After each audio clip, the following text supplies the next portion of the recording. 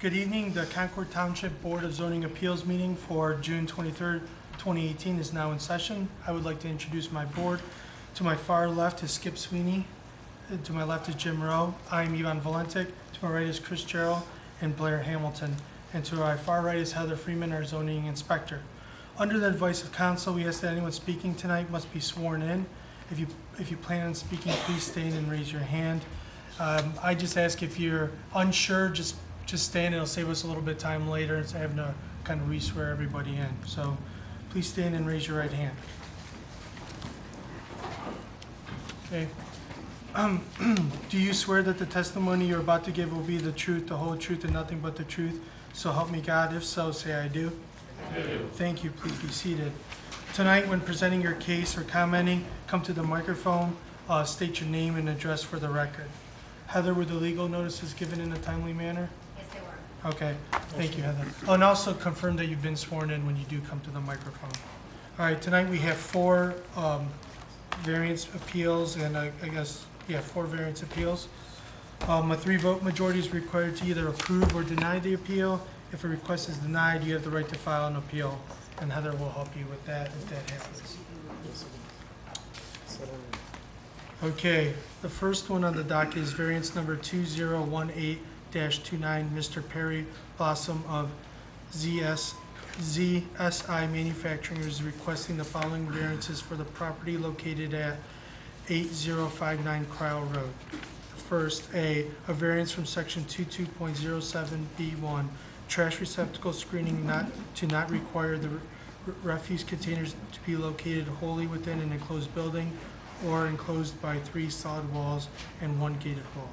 Second variance, a variance from section 38.04A to not require a 5-foot planting area between all building walls and paved areas on the north, east, and south sides of the building. Third variance, number C, a variance from section 38.05, interior parking lot landscaping to allow 0% interior parking lot landscaping in lieu of the minimum 10% required. Mr. Blossom, if you could please come up. Again, please state your name, your address, and confirm that you've been sworn in. Good evening. My name is Perry Blossom. The address is 8059 Cryle Road. Company name is ZSI Manufacturing. The location is the former CSM building on Cryle, and I've been sworn in. Perfect. Thank you. So what we're going to do is we're going to discuss and kind of talk through all 3 of these variances, let you present all 3. Okay. We're going to let folks comment on all 3. We're going to close it then, and then we're going to discuss the 3, and then we're going to vote for each one separately though, okay? Mm-hmm. So go ahead and, present your case on all 3 of the variances. If you would, please start from, the first one and work your way through. Sure. The first variance that we're asking is for, and actually it says trash receptacle. It's really, we have 12 foot long by 8 foot wide steel scrap containers. And so in our process we have steel scrap, and so for the vendor to come and pick up the containers, it would be most reasonable or best if those containers were not enclosed on all sides. So.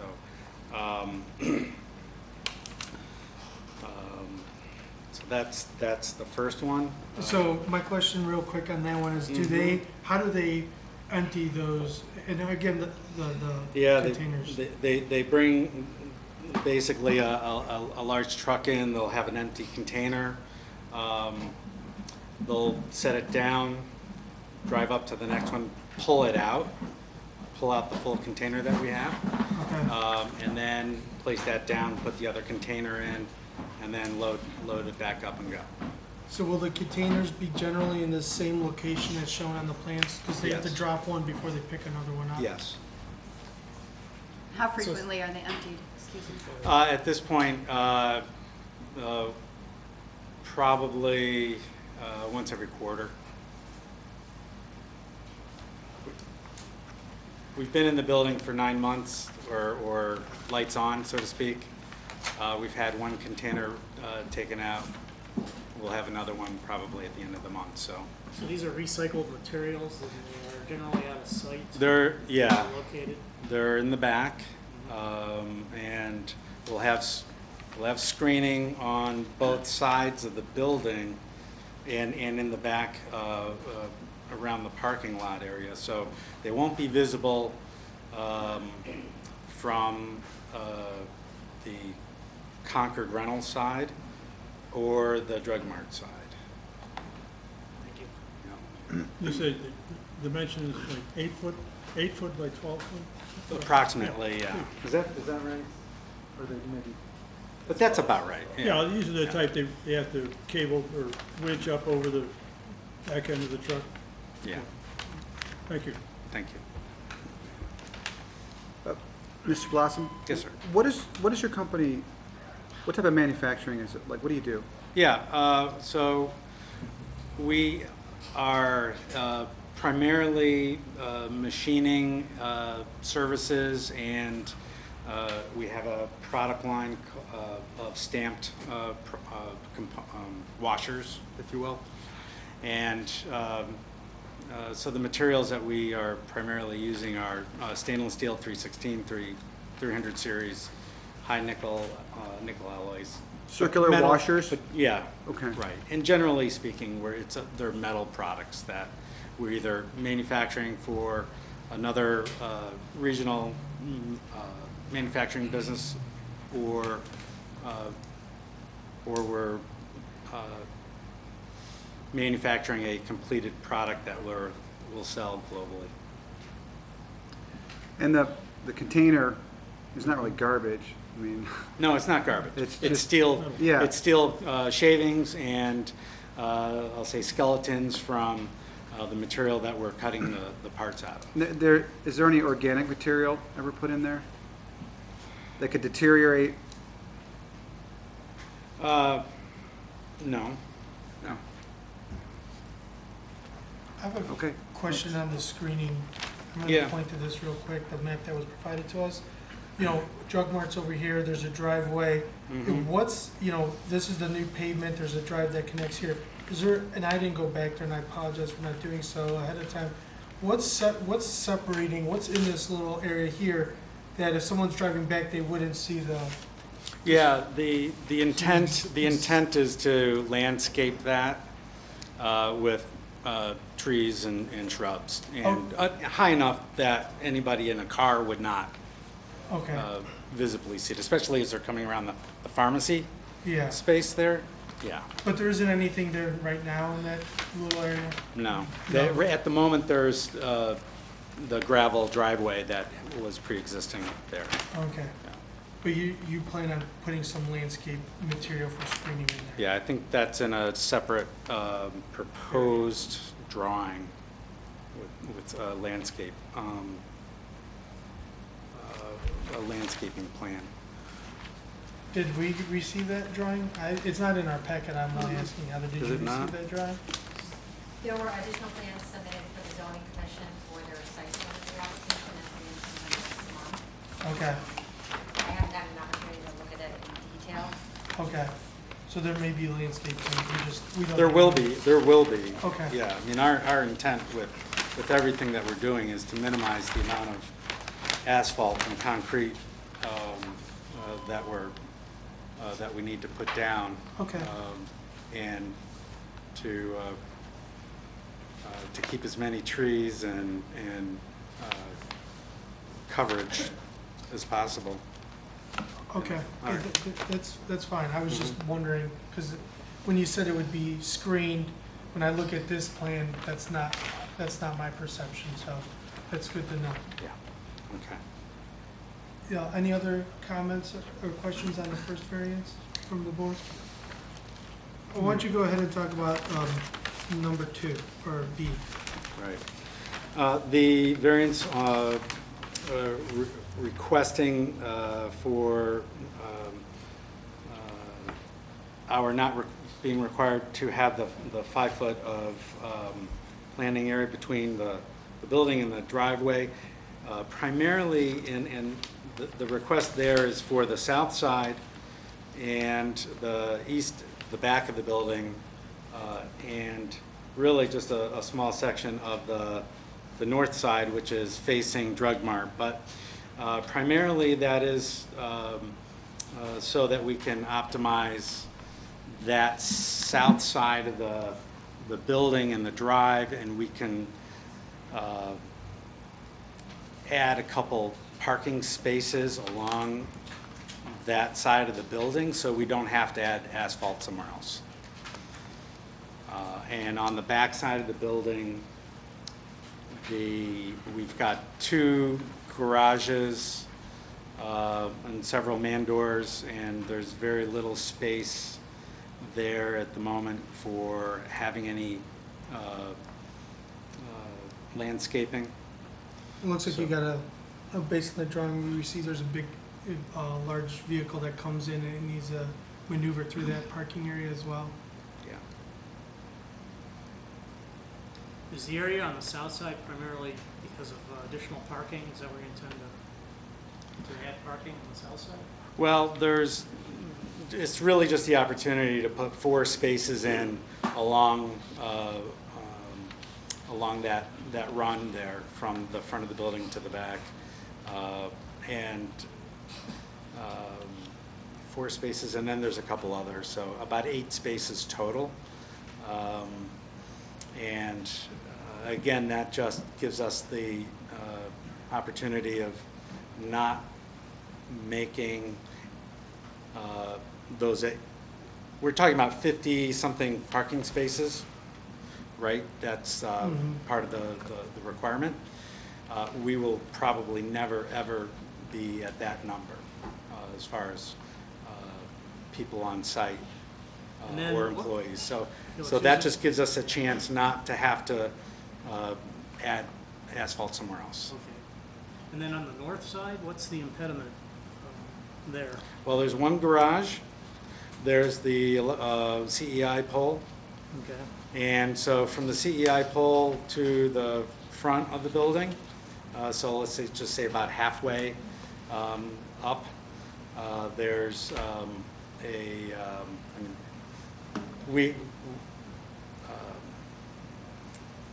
we expect to have landscaping along that end of it, but there's When you say the end of it, are you saying? well, to the expect to have beginning, length? yes, from the beginning to the middle. So there's already a footpath on the side of the building there, because there's a door, there's a man door that goes into the front side of the building on that end where the pre-existing north drive was. Yeah, and this Right. is your main door. It says it's labeled, but doesn't clearly, You can see it, yeah. you see it on the drawing. Yeah, and there's a garage door on the side of the building there. Oh, yeah, I'm sorry, garage door, correct. Yeah.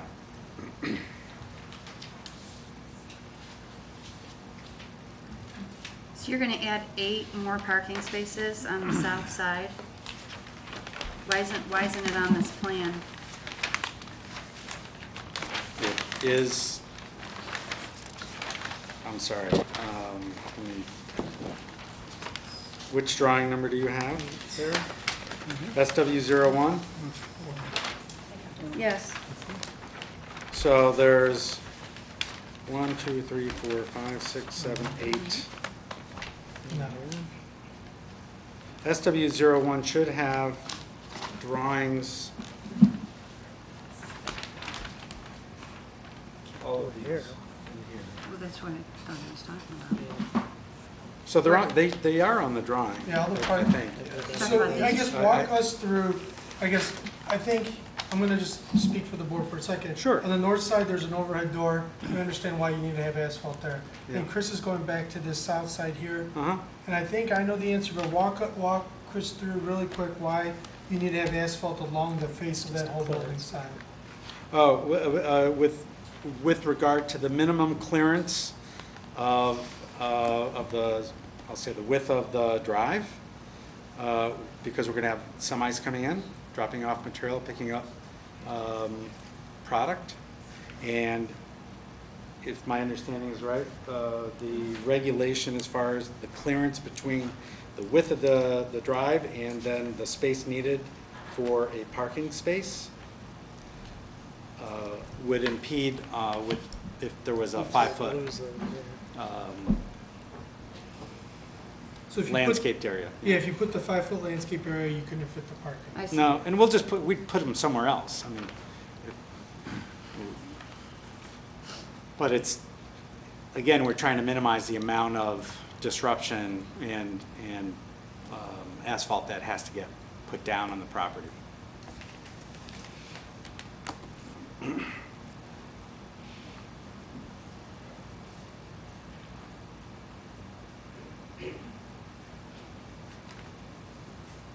Anyone else have any questions on this? So variance? that's your practical difficulty here, is that you want to minimize where you're putting asphalt, right? Yeah, yeah, I mean, for sure, yeah. I mean, if we put, So it's we a landscape up financial again- thing, and. well, if we put 5 feet of, up against the building, then we'll put the asphalt, I mean, we'll have to put the parking spaces somewhere else. So then they could expand down here or somewhere else. Yeah, I mean, if it's, yeah. And what's happening in front of the building? Hopefully nothing. Hopefully we leave the trees and Okay. leave the grass, and we Okay. don't want to disrupt anything there. And then, back to your landscape plan that the zoning commission is reviewing, is there any, you're adding these parking spaces here on this end, up at the north, and some parking, I guess, down here at the south. Is there any landscaping intended to kind of buffer? Yeah, between the south side and the Concord rental. Yeah, Yeah, there'll be a fence for the entire parking area. okay. I think it's 6 feet tall.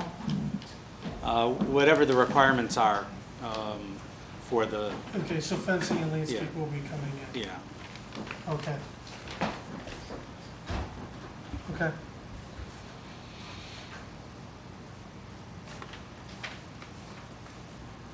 All right, well, why don't you talk about the third variance? Sure, and it's the third variance with respect to putting 10% of landscaping within the parking lot area. In other words, breaking up the parking spaces. Again, it came down to if we do that, then we'll have to add asphalt somewhere else. Which would be the front of the building. Could be the front of the building, could be North further side, back, yeah. So it's essentially, where do you want the asphalt to be? And so again, the objective there was just to minimize the movement. We're narrow on that the south side, excuse me. We're narrow on the south side, and that's where the primary parking is going to be for the employees.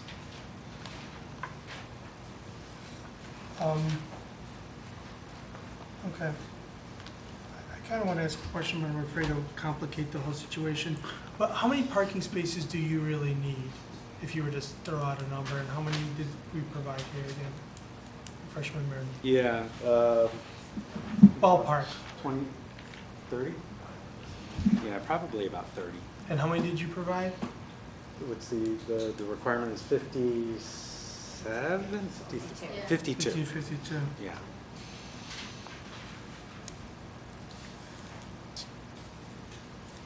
Just keep in mind the variance goes with the building, so we don't know what else might be there. Yeah, that's a great point. I'm sorry? We don't know what else may end up in that building sometime in the future, so, Yeah. best to stick with the zoning requirement. Any questions on this, the third one from the board? Nope. No. Okay, you can be seated. All right, is there anyone else that is speaking for or against this appeal that would like to come up?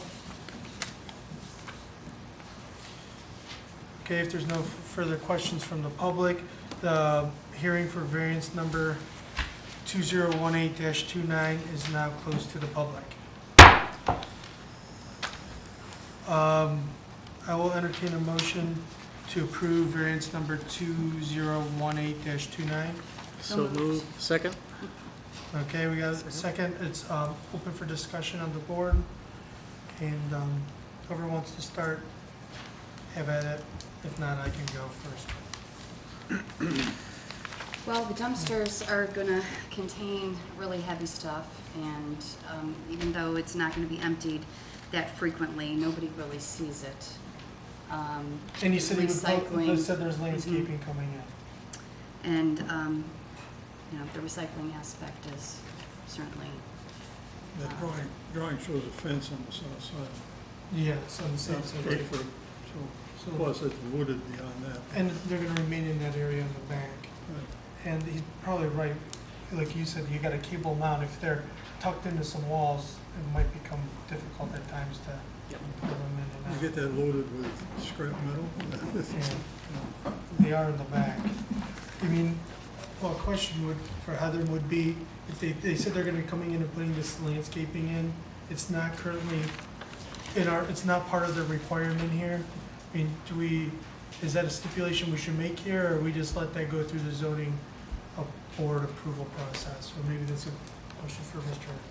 Lucas. He said he's gonna do it, but should we make it? I don't think it would hurt if you wanted to stipulate it, if you felt more comfortable, and then it would still be covered.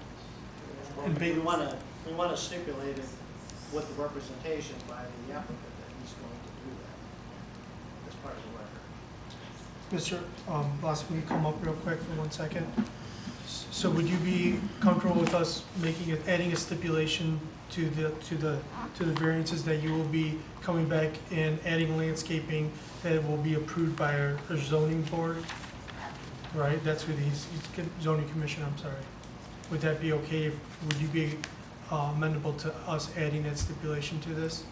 Sure. Okay. All right, thank you. Any other comments or discussion on the trash receptacles, dumpsters? Okay. On number 2, to not require 5 feet of planting between the building walls and the pavement.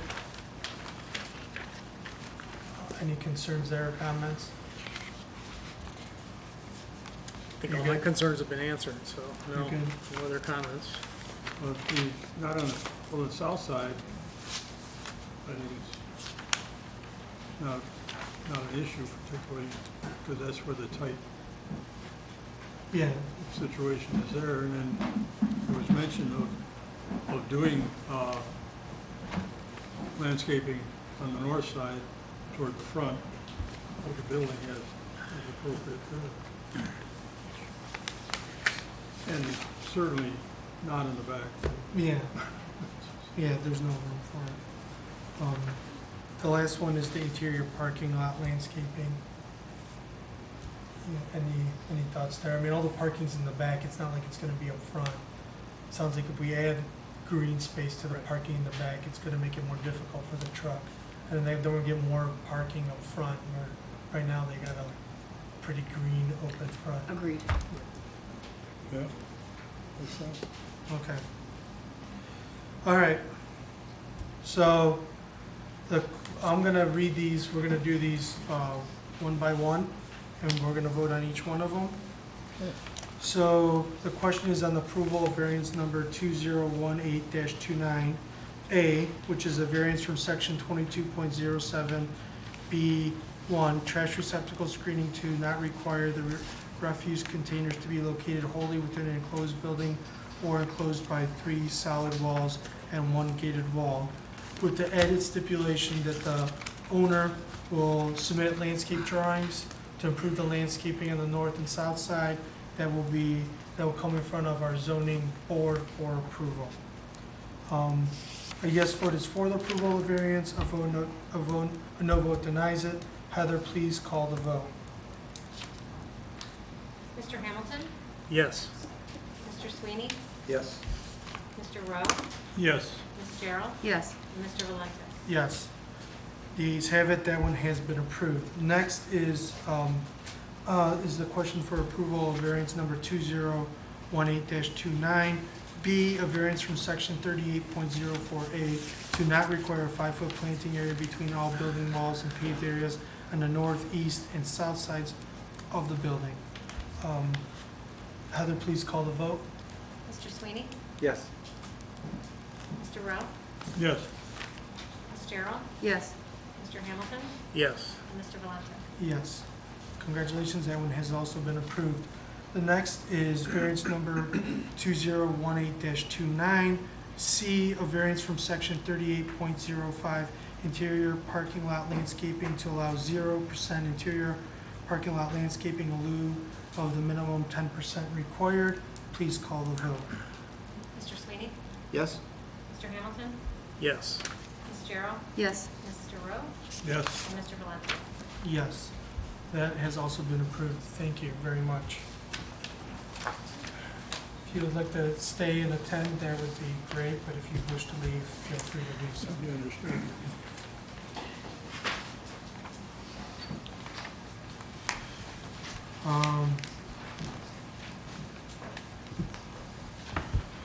Let's see, what do we got next? I gotta find my paperwork, I got a lot of stuff up here. Okay. Next on the agenda is variance number 2018-30. Mr.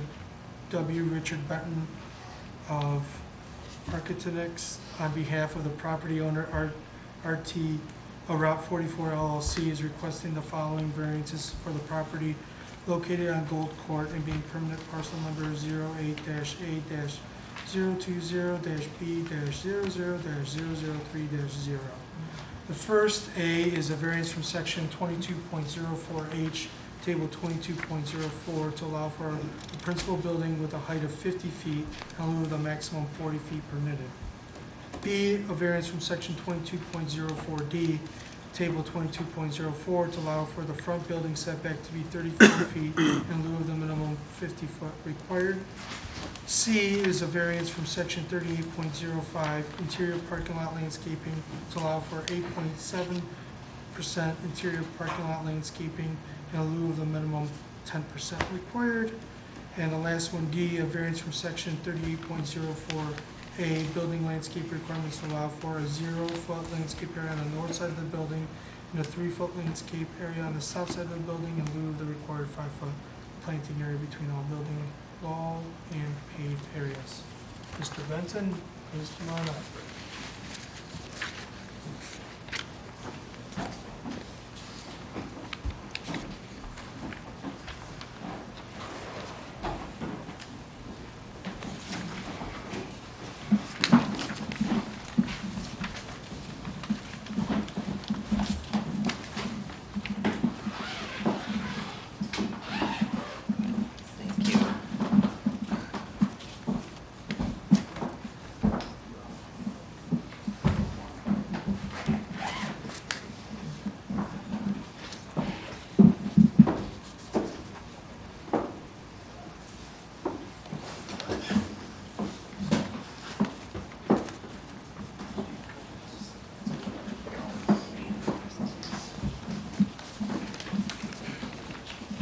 All right, while he's getting this set up, his name and the address, and confirm you've been sworn in. Yes, I'm Dan Barney with BZAMtg6 Architects, 3723 Pearl Road, Cleveland, Ohio, 44109. Richard Benton, Arkinetics, 3723 Pearl Road, Cleveland, Ohio, 44109 as well. You both have been sworn in? Yes, we have. Yes. Thank you. Go ahead. So same thing, we're gonna have to vote on all 4 of these separately, present all 4 of them, kind of follow the order. We'll ask questions as we go, and we'll hit them all and get this moving, okay? Okay, great. I guess I'll start. I've been closest to this project since the start of it. We've been working on various site plan options for, it seems, well over a year. We do a lot of hotel design work throughout the country. You know, when our owners came to us and said they wanted to develop a new Home 2 Suites here, and they had approximately 2 acres to work with, based on the size of the building, I didn't think it would be that challenging as it has posed itself for this particular site. So we're asking for some relief on 4 items here. We've probably gone through a dozen different site plan iterations trying to minimize the amount of variances that we've requested. We're try to be very respectful of the ordinances and avoid asking for relief unless we really feel that we need it. So we've come down to the last 4 that we need help on, and I'll go through all those here in a minute. I can tell you the layout that we've come up with, it's actually probably the best one that we've come up with after all this effort over the past 12 months. So the circulation's really good. We've respected fire department access, so we have a circulation around all sides of the building.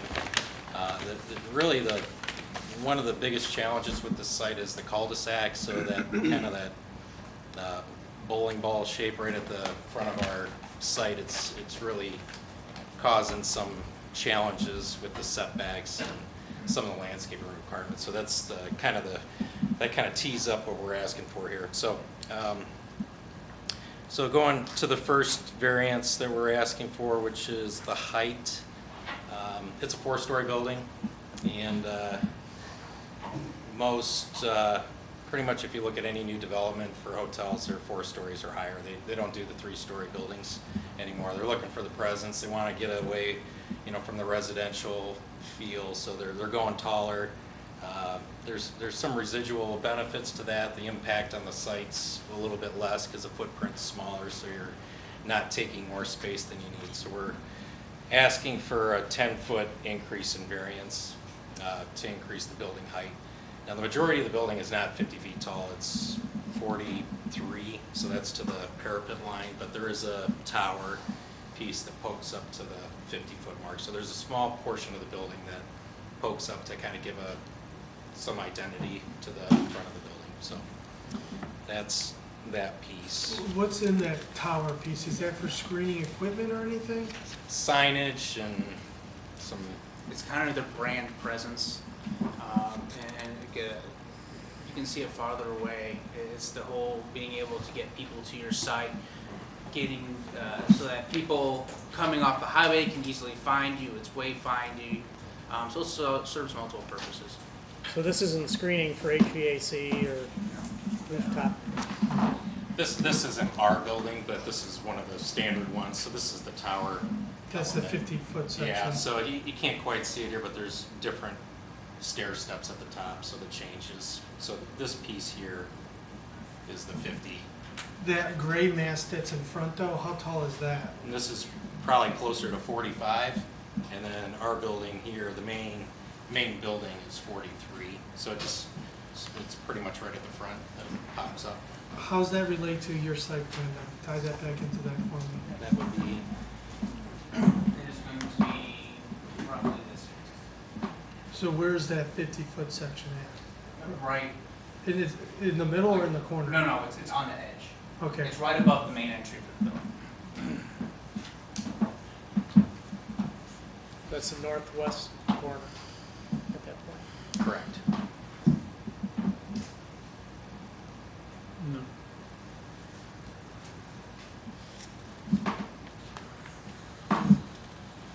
Isn't that north of the top?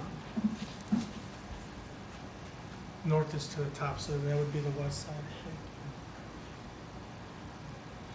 Question. Yeah, it is the side that fronts Cryle. Yeah, it's a side that front. So what's up on that last 5 feet that's pushing you up to from 45 to 50? What kind of graphics or texture that somebody needs to see is up on that little piece? Right. So this is what they call the beacon. It's supposed to be lit at night, so you can find it. Okay. That's the very, very top piece. Other than that, you do have the Home 2 sign. Well, so we understand that's a lighted glass This piece, it's like a frosted top. type of glass look.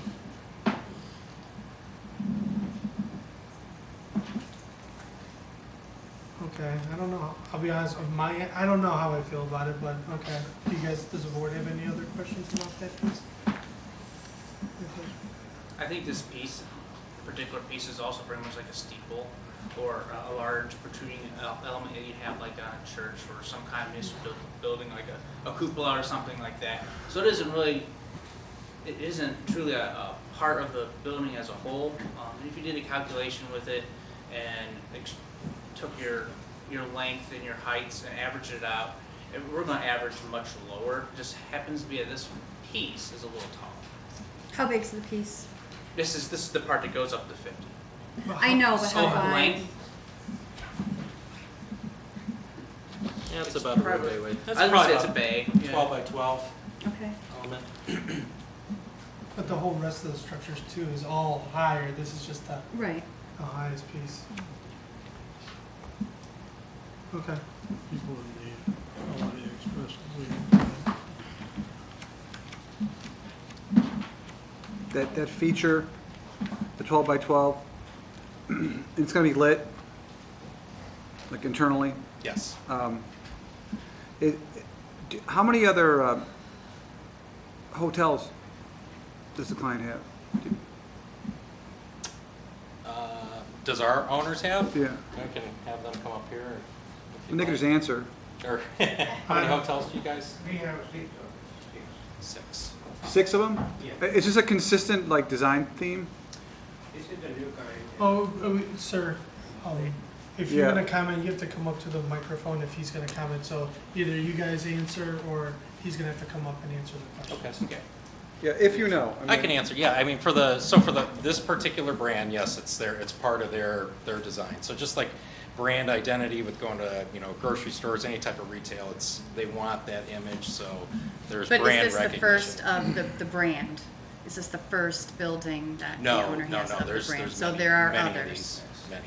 So you knew when they were looking at this parcel, you guys knew that the prototype building wasn't gonna meet the zoning code height restrictions from the beginning. Well, at the time when we were designing this, I don't think it was established of what brand we were gonna go with. So there was actually a few other Oh, brand- franchises we were we were looking looking at. at. Yeah, so Hampton Inn was discussed. There was another brand that was offered by Hilton as well that we looked at. So we ended up settling in on this one. And so for you to modify that building, I mean, how does that work with the process? Do you go back to the Homewoods or to them, or are you allowed to tweak and change it, the height No, we can tweak it to some degree, but I mean, if we don't get the height variance for 4 stories, this project's done. So we cannot get this to be a 3-story and get the room density that we need. So out of all these variances, the height is extremely critical. So the franchisor has certain parameters. They have minimums. 80 rooms is a minimum. That's pretty much industry standard for new development. Anything less than that, they won't entertain it. Yeah, I would have liked for you guys to show us, this is what it's gonna look like, here's the elevation, this is why we're at 50 feet. If we go, we can get it to 45 feet, because if you talk to some people on this board, that 5 feet could actually be a pretty big deal when they're weighing their decisions and looking at different percentages and stuff. And you would have said, if you would have maybe showed us, at 45 feet, it looks like this, it doesn't really show what the brand's, it doesn't demonstrate the brand, or the building isn't as attractive. So what I'm struggling with is really understanding the hardship and just saying it's their standard and it's their standard, so we have to. They have brand restrictions that they just indicated that He told me that there is some wiggle room.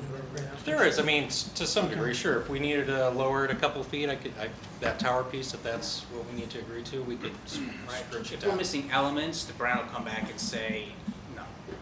And you need to do X, Y, and Z, and a lot of times X, Y, and Z are these things like this, because it is a core part of their brand.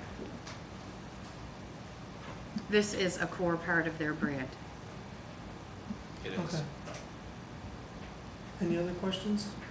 No. All right.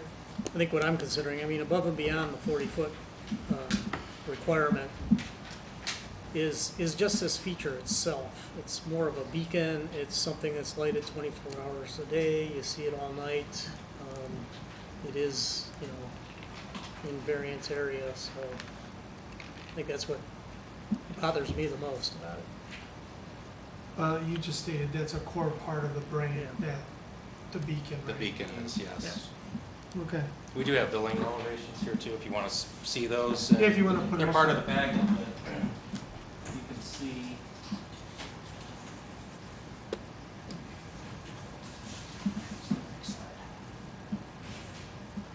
Well, we get back into what Chris said, you're right. If it's part of the core, you really can't play with the height at all.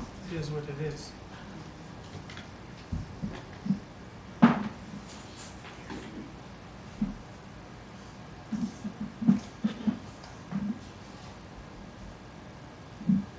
So it's this piece here. As you can see, I mean, so we could pull those down a couple feet and just conserve this. This piece cannot go away, but if we needed to lower it, give some good faith effort to try and reduce our request. So the top is 50. The second level is, you said, what, about 45? This is 43.8, so almost 44 feet. Okay, The main- that's not the, I'm not the top of the building. You've got the parapet, then it looks like you have another, that green part there, that looks like another Oh. layer. Yeah, that was. How tall is that? This is about, it's 3 feet. It's 3 feet. And then the parapet is another 5? This piece. 3, 6, 4 or 5 feet? The very top? This piece. Yes. That's tall that's is the that? 50. This is the 50 feet mark. I mean, so it's 4 feet from the next level? Do you understand what I'm saying? There's 3 levels there. There's Yeah. the top of the building, there's the next level on the parapet, and then there's the top of the parapet. From that base, right there where your pencil's at, to that top, I like where you're going, Chris. What's that dimension? This is roughly 7 feet 7 feet. that you're looking at. So you could come down a couple of feet, I is could. what you're saying. So that the lighted portion would be reduced to, say, 3 feet? What would it be reduced to? If Well, you came down a couple of feet? Yeah, it might be a little bit of everything. It might take a foot out of here, a foot out of here, and a foot out of there, and then just proportionally reduce everything down. Okay, so the top is 4 feet tall, the very Correct. top, correct? Yes. And so it might be 3 feet instead of 4, and then every other level might come down.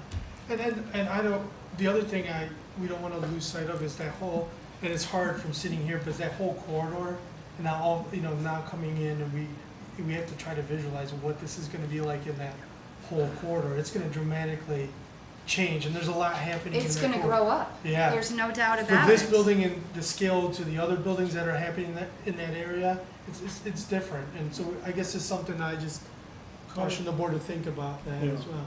I mean, But there's another hotel in the area, which isn't as tall as this one, but it's pretty close too. But it's over 40 feet. Yeah, this one's, I mean, the Holiday Express is, this was 45, I think? It's about 45 and a half, I think. Yeah. I mean, so, So So if we get this to come down a little bit, I I think think, it's a good compromise. Yeah. okay.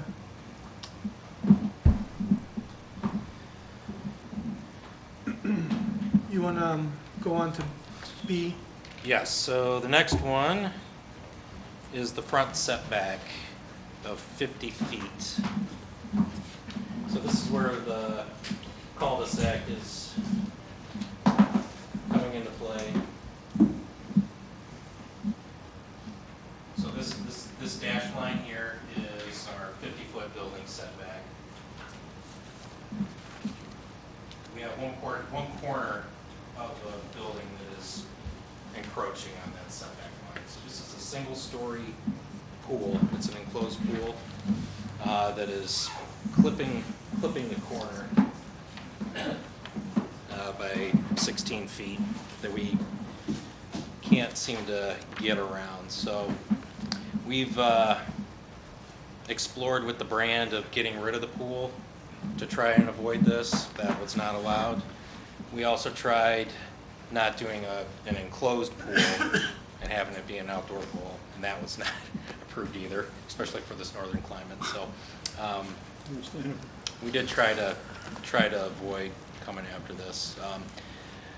I guess if I had any argument here, I mean, the benefit of our nature of our request, it's a single-story building, so it's not like we're asking for 4 stories of building to impose on the setback. It's a small corner of the pool. Yeah, for me, the bigger part is that it's just a corner of It's, of that, not even that whole pool area. It's just a small piece of it. yes, and it's single-story. Any comments or questions on this one? No, I don't see it as a problem. I don't either. Yeah, agree with Jim. All right, the next was a variance on the interior parking lot landscaping from to 8.7 from 10%. Yes, we're just shy by 1.3% interior landscaping. We squeezed every island out that we could while keeping our parking counts where they needed to be. Including you got area set aside for trash too. that takes We up- do, yes, which is in the upper corner here.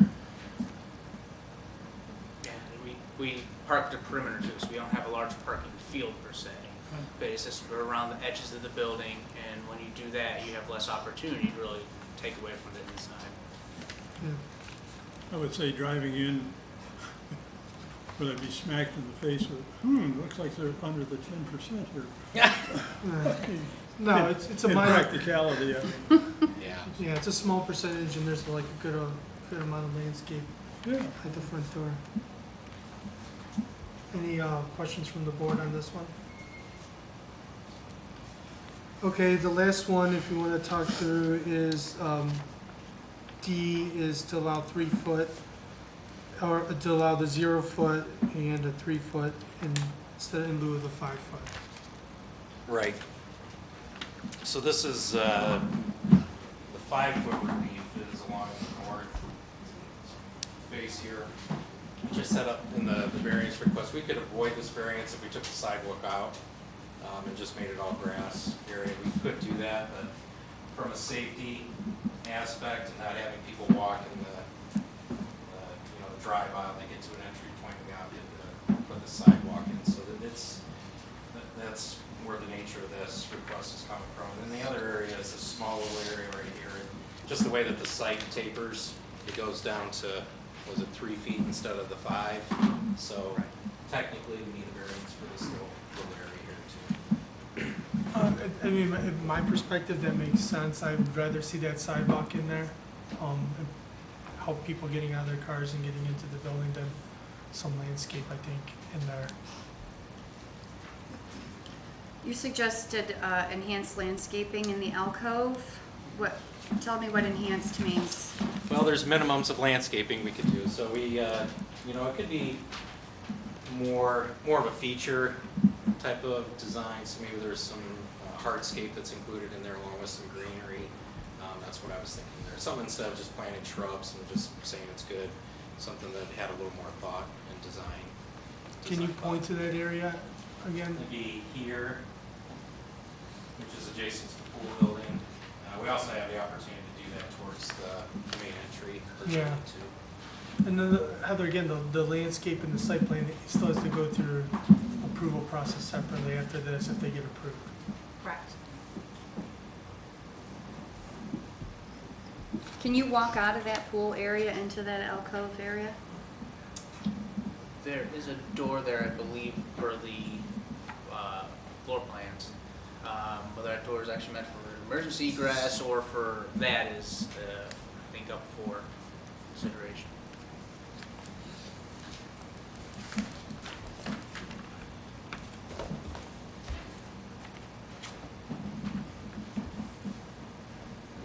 Any other? No, I just think you can make that a nice area.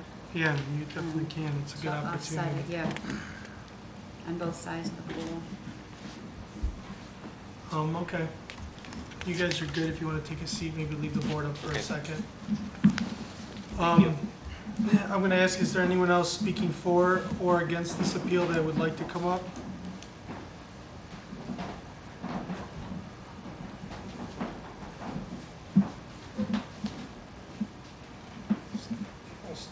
this up here if I may.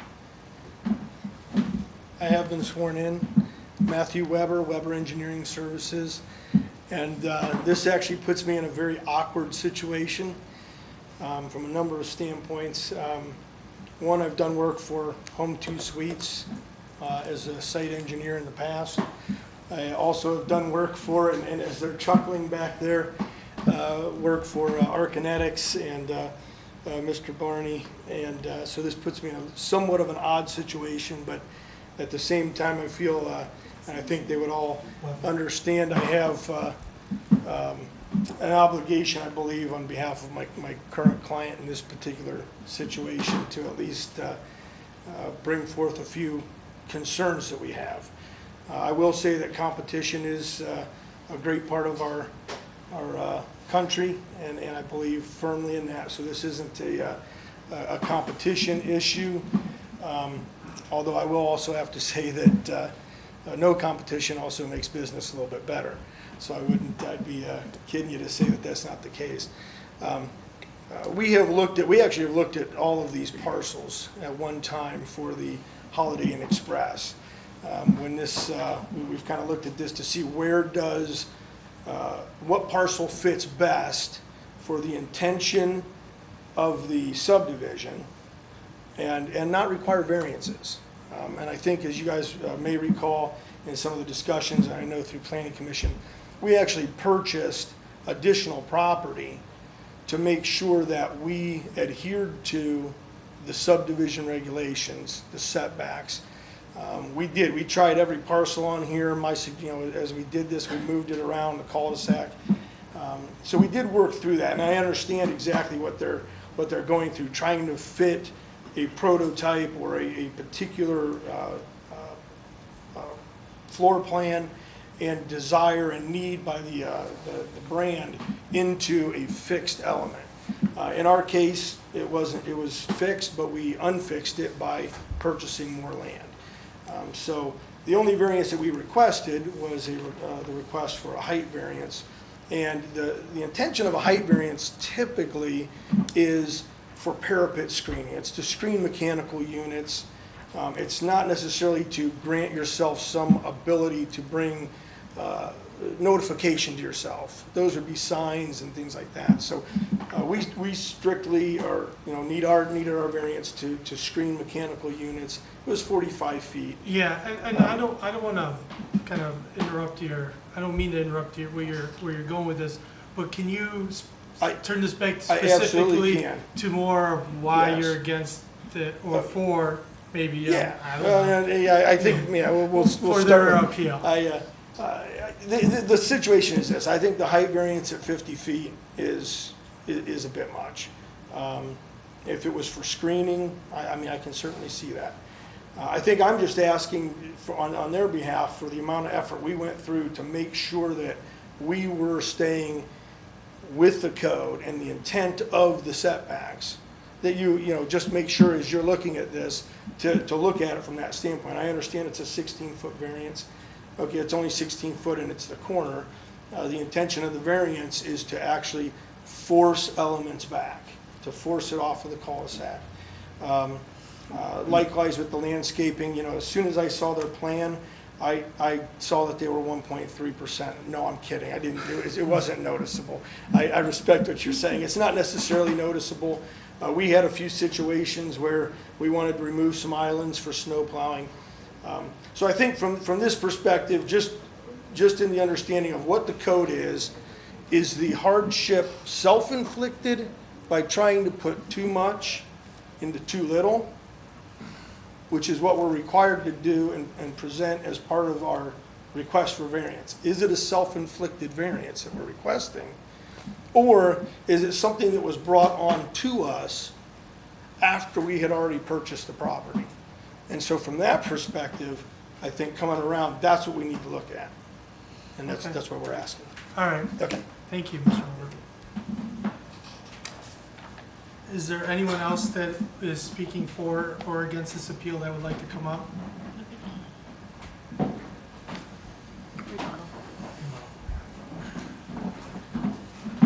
Just to add to Mr. Weber's comments, we actually did look at purchasing more land to the west to see if we could get more relief from these. And the truth of the matter is the north sites are narrower than the southern sites.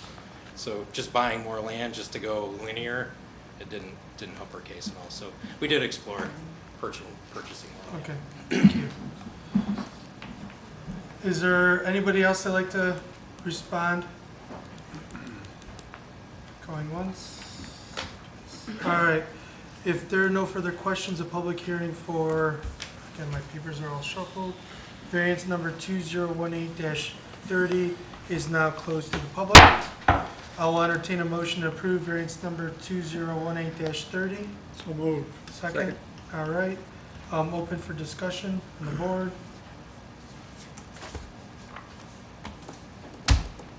I'll start. I have a hard time with the first one. You probably picked up on that. I appreciate that they're willing to work, and it's going to be pretty close to the other building. I do believe that, I don't know. I still have even a little bit of, I still have heartburn with it, but that's just me on that. Even with the compromise? Even with the compromise a little bit, because again, it is just for an identity thing, but it is part of their standard, so that kind of goes back to that brand. It's hard to modify that brand, and they are willing to work with modifying that brand, and having kind of seen some of that happen in my professional life, so I get that they kind of get pinched on some of that stuff.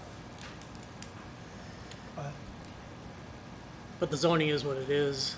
I see this more as almost a signage issue that, they want to have this beacon to draw attention to the building. That's really the only reason for it. If it's a part of their brand recognition, then it is what it is. But, McDonald's. 40 feet in a commercial area is, as we're already beginning to see, is going to be a difficult parameter to stick with. Well, it's unfortunate that they tied it to the 40 feet requirement, but if they were to modify that design and only ask for 45 feet, it might be agreeable. And it sounded like they were willing to modify it to a lower height. We can get them to clarify or agree to what that reduction would be. Mm-hmm. If it's 46 or 45 or in that range. I mean, I think we all agree that 50 is not going to be acceptable. So we need to compromise, we need to come down, so we need to identify what that reduction is going to be. Okay, could you please come up for 1 second so we can get this on the record? So we are going to add a stipulation and modify your request for the, Well, with the consent of the yeah, well, we need your consent, exactly, thank you. So we need your consent. So what would you be willing to agree to the maximum height for the variance? If we, Can I make a comment before we actually yeah, go someplace we can't get back from? go for it. Please. I don't see this as being a terribly substantial variance. I actually see the additional height as a specific identifiable brand element that actually might benefit the community rather than present an eyesore or whatever the other opposing argument is, or violation to the statute or to the zoning ordinance. And frankly, I think what they're asking for is reasonable. And I think that, and I'm not an architect, but I'm just thinking about this visually, driving up 44, driving up Cryle. I mean, I don't know if there's any residential within any sight line in that area. I think you got the golf course behind, right? You got Quail behind, and to the north, south, and east, well, it's commercial. So I don't know, I think if you start cutting that down, you lose the brand identity, you lose that one thing that actually anchors it as to the brand and anchors it to the consumer. Jim, So it might be an opposing argument, but no, it's a fair, It's just I appreciate that statement. what I think. It's a fair statement. I would rather know what the board's thinking, that we all are on the same page before we make any requests. Well, the thing is, taller part faces Cryle Road, which is backed up by 44. So, I mean, it's not imposing on anybody visually, you know, that I can imagine. I think the top part is internally lit, so it glows. I mean, it's not like, It's translucent. it's not spotlights or floodlights or whatever, so again, I don't see that as being a difficult situation.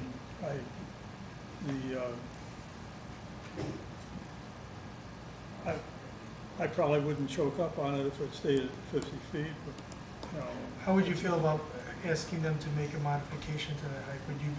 Would you be more of what Skip's saying, that we kind of leave it at 50, or we make that request to ask them to max that height out at something less than 50? yeah, I don't know. Part of the township is, you know, we like things coming in here, and I don't know that, you know, on the one side, if, you know, if it stayed at 50, it would not bother me. I mean, but if the majority sees looking for some alleviation or some variance, you know. Okay. I mean, me personally, I would like to see it come down. I don't know where you two stand, so. I agree. I'm personally okay with the 50 feet. I'm just trying to, you know, make a compromise. But why? Well, I see, I That's mean, my point. Why? understood. I'm good with 50. Okay, so as a board, do we want to make, it sounds like I'm reading the board, I'm going to make the decision. Doesn't sound like the board wants to make that request to reduce the height at this point. I think it's only 4 feet. Okay. I mean, 4 feet, and from a A distance, relatively small section. I mean, it's not like the whole bloody thing. is lit up. yeah, and everyone's opinion on 4 feet is going to be different. Oh, yeah. In my opinion, Well, I from a think, distance, at from a the distance- end of that street, it's really looking at it from 44, it's not going to be that significant. It really isn't. in my opinion, I think it will be. And Okay. we've approved some other stuff here that I voted against, and I see it out on Cryle and other places. I'm like, I still think we made our decision, and I still don't agree with it. So, but if this is kind of how the board feels, I think we don't have to make an additional request. We leave it at the 50, and we let the vote go, unless you want to put it in. Well, it's up to the applicant. Yeah, it's up to you if you want to request that the height, that the variance stay the way it is. We're not requesting anything from you. We'll stay with the 50. Okay. Then, thank you. You could be Thank seated. you. Then was B, the 34 feet on that corner of the, versus the 50 foot. That's a non-issue to me. I don't, Yeah. I mean, The it's, shape of not the a problem. parcel is preventing certain things, and I don't think it's a big deal. Gotta have a pool. well, it's part of the, certainly, competitiveness in that business. Well, it is just the corner of the building. I mean, it's a very small. The cul-de-sac is existing, so. Right. All right, then, landscape, the 8.7 instead of the 10%. Blair, you're over that one. And then, the last one with the building 0 on one side and 3 feet on the other. Sidewalk instead of walking on the ground. Yeah. Okay. All right. Is there anything anyone else wants to I add? mean, we just want to stipulate that they enhance that alcove area. You do want to add that to the? I would like to see that happen. I mean, we're giving them a pretty big one on that one, Okay. Enhancing was nice. but, you So know, we'll have not to have just you, one. we need you to come back up one more time. See if we can wear it out. They offered it up, so. I Yeah, think you we offered should- up the I think we alcove. should take it. So we are gonna add on variance on D that the alcove landscaping, that the alcove would be enhanced with landscape as part of our vote for variance D. Is that acceptable to you? Acceptable.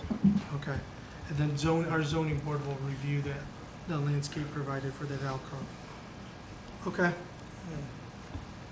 Thank you. All right, Heather, you ready over there? All right, the question, then we get into the approval of variance number 2018-30. A variance from section 22.04H, table 22.04, to allow for the principal building with a height of 50 feet in lieu of the maximum 40 feet permitted. Please call the vote. Mr. Rowe? Yes. Ms. Gerald? Yes. Mr. Sweeney? Yes. Mr. Hamilton? No. And Mr. Valente? No. Your variance has been approved. The next is for 2018-30, variance B, a variance from section 22.04D, table 22.04, to allow for the front building setback to be 34 feet in lieu of the minimum 50 feet required. Please call the vote. Ms. Gerald? Yes. Mr. Sweeney? Yes. Mr. Hamilton? Yes. Mr. Rowe? Yes. And Mr. Valente? Yes. That variance has been approved. The next is variance number 2018-30C, a variance from section 38.05 interior parking lot landscaping to allow for 8.7% interior parking lot landscaping in lieu of the minimum 10% required. Please call the vote. Mr. Sweeney? Yes. Mr. Hamilton? Yes. Mr. Rowe? Yes. Ms. Gerald? Yes. And Mr. Valente? Yes. The last is a vote for variance number 2018-30, a variance D, a variance from section 38.04A, building landscaping requirements to allow for a 0-foot landscape area on the north side of the building and a 3-foot landscape area on the south side of the building in lieu of the 5-foot required planting area between all building wall and paved areas. This also includes a stipulation that the alcove area will be enhanced with landscape, and that will come in front of our zoning board for approval. Please call the vote when you're ready, Heather. Mr. Rowe? Yes. Ms. Gerald? Yes. Mr. Sweeney? Yes. Mr. Hamilton? Yes. And Mr. Valente? Yes, that has also been approved. Thank you very much. Again, if you would like to stay, we're more than happy to have you here, but if you would like to leave, you can. The next is variance number 2018-131. Mr. Dennis Belante is requesting a variance from section... Oh, just wait just a second, let these folks come out, get out of here.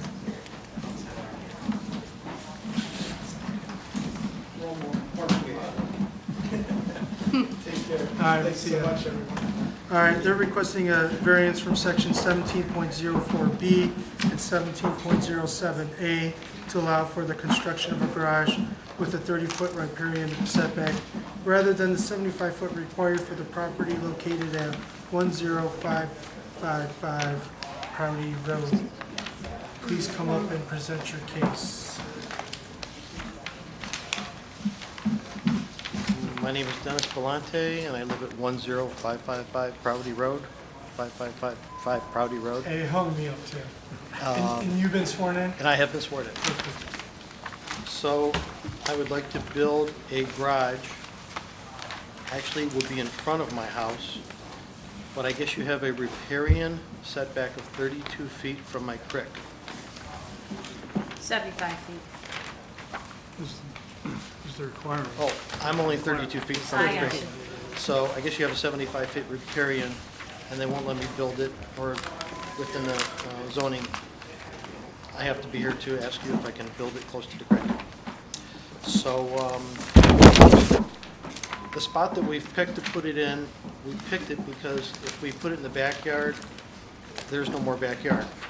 So I figured the nicest place to put it would be in front of the house, which would probably be, I didn't measure it, but maybe 200 feet from Proudy Road.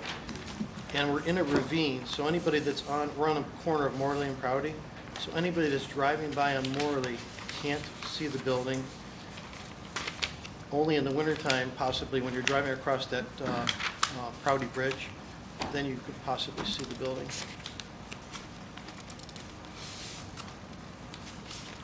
And my neighbor to the back of me is Jeannie Gilson, and my house is in between the two, so she wouldn't even see the garage if we get to build it.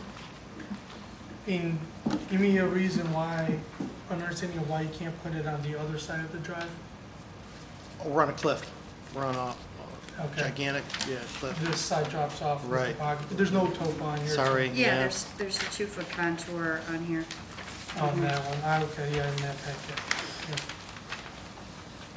Yeah. Okay, So we're kind of building it between a cliff and the creek. So it appears as though the house and the pool are already in the riparian. yeah, Right, and if there were ever a flood, my house would go first. So, Not comforting. Yeah. so how so it's up long, high like the house is. It's how not long have you set. lived there? 25 years. So I'd like to enter into our packet, hopefully you've all received this letter, from Lake County Soil and Water. Chad Edgar visited the site.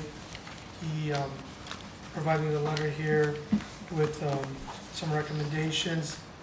And, we weigh heavily on, Chad's input on our decision. So if you haven't taken a look at that, take a look at the letter.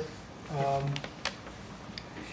guess the short story is that it's, the setback is a minimal, I guess, impact to the riparian corridor in this area for several reasons that we have to explain.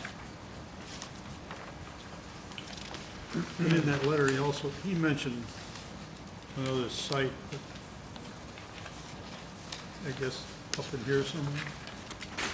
It was hard for me to really, did Chad talk to you about another site? Well, there was a first site that I really wanted, that's down by the bridge, because that's the farthest away from my house, but that's in your flood zone. So I was advised not to try that. How many accessory structures do you have on your property? There is 1, 2, 3, 4. There's 4 now, 4 little sheds, yeah. and then you're asking for the garage. Well, So yeah, I won't need all 5. those sheds if I have a nice garage to put everything in though. You're gonna get rid of sheds? If I can, yeah, that would be great. Do I remember correctly, this is over 3 acres? Yeah, 3.5, 3.7, I think it is. Okay.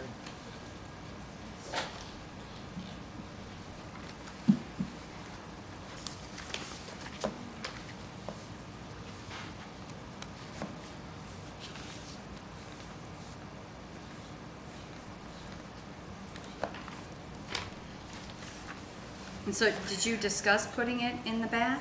Because, I mean, it looks like there's plenty of room back there, except you'd have to extend your driveway. Yeah, I wouldn't have a backyard though. There wouldn't be a backyard. I mean, it would take probably half my, or a quarter of my backyard.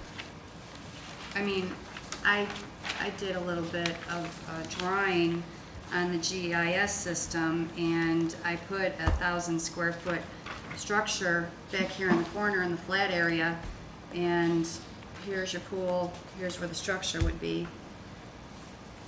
You have I don't- the county has a sewer line or a drain pipe running through the very back of my property back there. So I have a feeling that that would be over that pipe. There's a drain line that runs from from Morley Road into a culvert pipe, into a catch basin, runs to the back of the property line and over. I have a feeling I won't be able to do that. You know that for sure? Oh, yeah, I hit it one time. Let's take his word. Because it doesn't show up on any of the drawings, if there's an easement back there. So why aren't we asking for a variance because of all the accessory structures, Heather? When you're over 2 acres. Okay. In the R1, you are permitted to have an unlimited number of accessory buildings. Okay.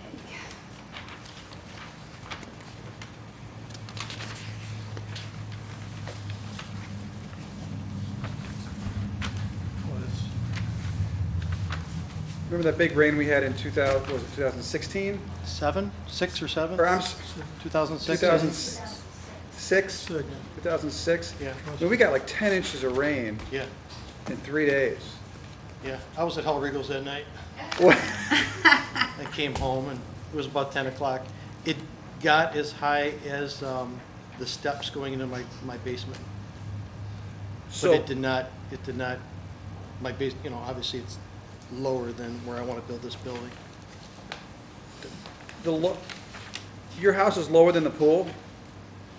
So the basement is lower than the The pool. basement of the house is lower than the pool? Right, so I have a walkout basement, so it didn't get to the house, let's put it like that. Wow. It did good. I was impressed. And he even said that the garage would be out of the 100-year flood elevation here. That was beyond a 100-year. Yeah, event. that was. It's like a 500-year event.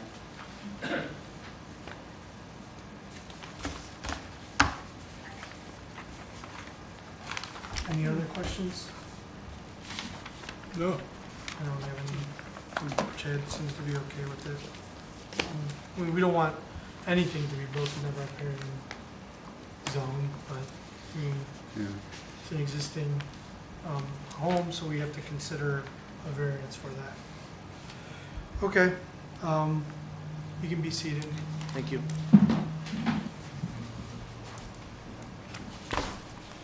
Well, you were good, I'm sorry. No questions. Okay.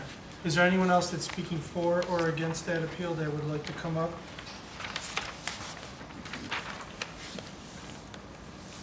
Heather, we didn't get any letters from any neighbors that are opposing that, the No, garage? I received a phone call today from a neighbor who is in support. Okay, thank you. Okay, with that, there's no further questions. A public hearing for variance number 2018-31 is now closed to the public. I will motion to approve variance number 2018-31. So moved. Second? Okay, great. Discussion for the board. Anybody want to say anything? You guys are The good? parcel is extraordinary, so there's only so many places that you can put it. If you can't put it in the backyard, that seems like the only other logical location. And Chad of Lake County Soil and Water definitely concurs with that. So, Okay. Then the question is on approval for variance appeal number 2018-31. The yes vote approves the variance, a no vote that denies the variance. Heather, please call the vote. Mr. Hamilton? Yes. Mr. Sweeney? Yes. Ms. Gerald? yes, Mr. Rowe? Yes.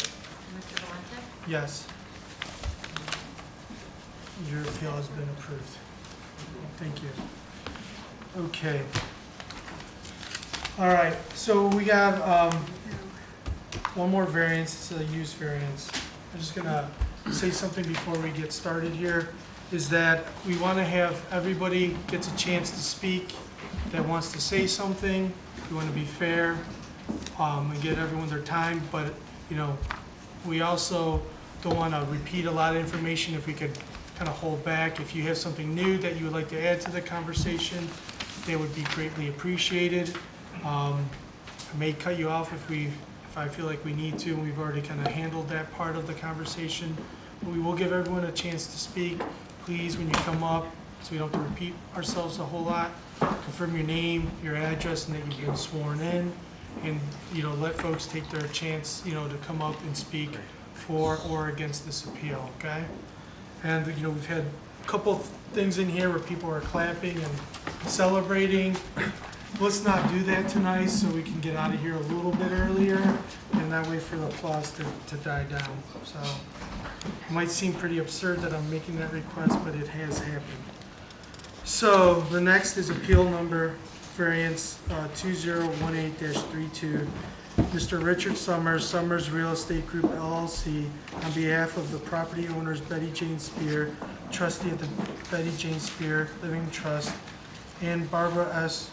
Calhoun, successor trustee of the Betty J. Spear Declaration of Trust dated September 22nd, 2000, is requesting a variance for the properties located at 11400 Concord Hampton Road and being permanent parcel numbers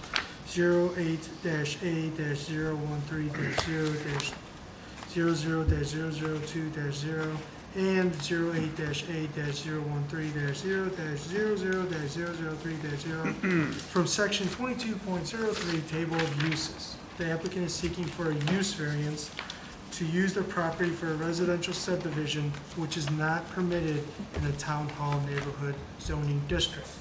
And to the board, I'm just gonna give you a quick little message that please keep in mind this is a use variance. We don't see these very often, so please pay attention and listen to what the arguments are and, you know, refer to some of the hardships that we look for in the use variance when we're making our decisions and asking questions.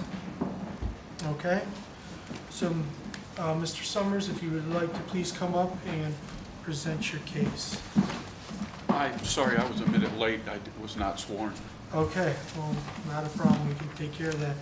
Please raise your right hand. Do you swear that the testimony you're about to give will be the truth, the whole truth, and nothing but the truth? So help me God. If so, say I do. I do. Thank you. My name's Richard Summers, 10585 Somerset Drive, Chardon, Ohio. Represent Summers Real Estate Group. We're requesting, And again, I'm sorry, but you've been sworn in. Just even though we just did it, please state that for the record. I have been sworn in, I'm sorry. We are requesting a variance to allow for a construction of a 24-unit residential subdivision on 8 acres on Concord-Hampton Road that was previously referred to as a Spear property. This request is based on a site plan and zoning terms submitted with and made a part of the variance request. One thing I want to bring up tonight is that we have modified this slightly from the original proposal, and I'll pass these around. We have submitted to the zoning board. We have increased the rear yard setback against the Hunting Lake properties. You can just give one. You can give them all to Blair, and we'll send them down. Thank you.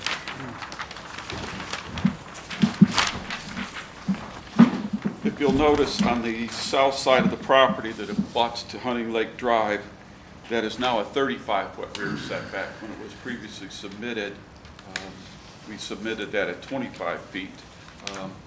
We also, in discussions with some residents of Concord, have been in discussions to hopefully come to an agreement or address concerns of some of the adjacent residences. That's the reason for this change. We've also changed our original request. We have agreed to do 1,600 square foot ranch units with a minimum, ranch units only with a minimum of 1,600 square feet. We did have in that original submittal that they would be a 35-foot height variance. We are willing to change that to 20 feet, and that would be part of our request tonight. In other words, since we're building ranches, we can lower that roof height to 20 feet. And that was a concern of a number of the neighbors in the community, so we've made that change. And then, and I apologize. Can you just go from the beginning? There's a lot of numbers, and because the variance request is not for a use variance. The square footage and the height requirements, the things that you're speaking to, are not what we're here to approve right now. So if you could just maybe start from the beginning on the. For me, I agree with you. I Okay. have to interject because I appreciate the fact that Mr. Summers is conferring with the neighbors on this one, because as we've seen in the past, it can become very contentious. And so I appreciate the fact that you're letting us know that you have worked and are trying to compromise and come up with a solution for everybody. So if you could just tell me what you've changed again, what you're proposing that. with Actually, I this have development. copies for everybody. But basically, we're agreeing to 1,600 square foot ranch homes. This is approximately 500 feet above the required township square footage, which I believe is 1,100. So any home that would be built in this, if the use variance was granted, would be a minimum of 1,600 square feet. Okay. And We're then- also, the go ahead. township has a regulation that a residential home can be built with a maximum height of 35 feet. We're agreeing, since these are ranch homes, that we will not build anything higher than 20 feet. Okay. Do you understand? Yeah. Are we clear on the 35 feet against Hunting Lake? Yes, so you've modified the setback here. Correct. Okay. Made it a larger setback to get a bigger distance between any homes that would be constructed and the homes on Hunting Lake Drive. I'm gonna ask a crazy question. If this gets approved and you go to start building houses, we're not gonna get builders in here asking for rear yard setback variances, are we?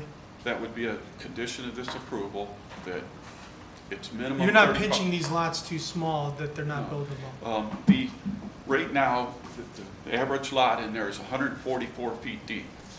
So if we take out the 35 feet from the back and the 28, it ends up being 28 feet from back to curb, that allows us, we could build up to a 3,600 square foot structure on that and not need any use variance.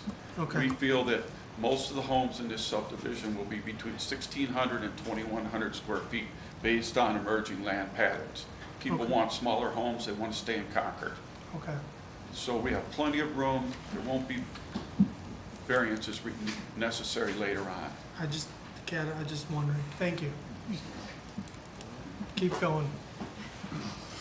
This variance request is necessitated by the Concord Township zoning code for town hall neighborhood. It does allow on section 2201, item H, I'm reading from the thing, selective community-oriented businesses and residential uses while promoting emerging land use patterns. That is how your code reads today. But the code does not, in the section where it spells out terms and conditions, there are no residential guidelines on how this would be developed, even though the residential use is an allowed use in section H. So what But when we look at the table of uses, it's not allowed. there's nothing in there. But if you look at letter H, it specifically states a residential use. So what we're here for is, this has created a unnecessary hardship because there's an allowed use, but there's no terms for that use. It doesn't say how big the houses have to be. It doesn't say the density. It doesn't address it at all, even though it's an allowed use. Well, it's not technically permitted. I know it says it in the text. I looked at that. But it doesn't say it in the table of uses, of permitted usages. Yeah. That's So fine. that is a conflict. Definitely is a conflict, and there's a hardship created.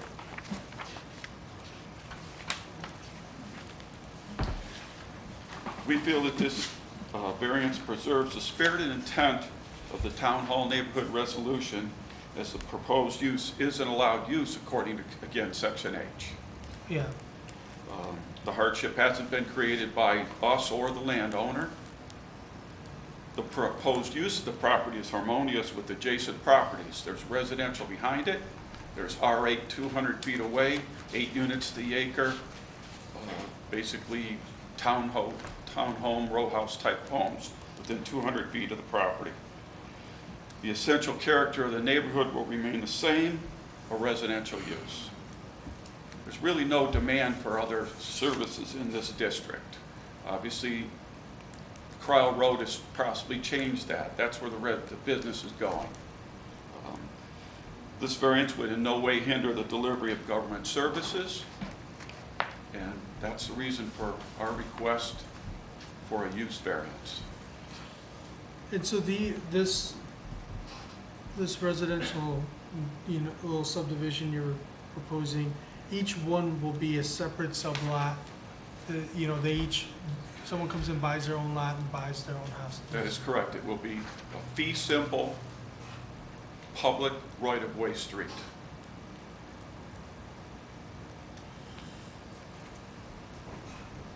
Okay.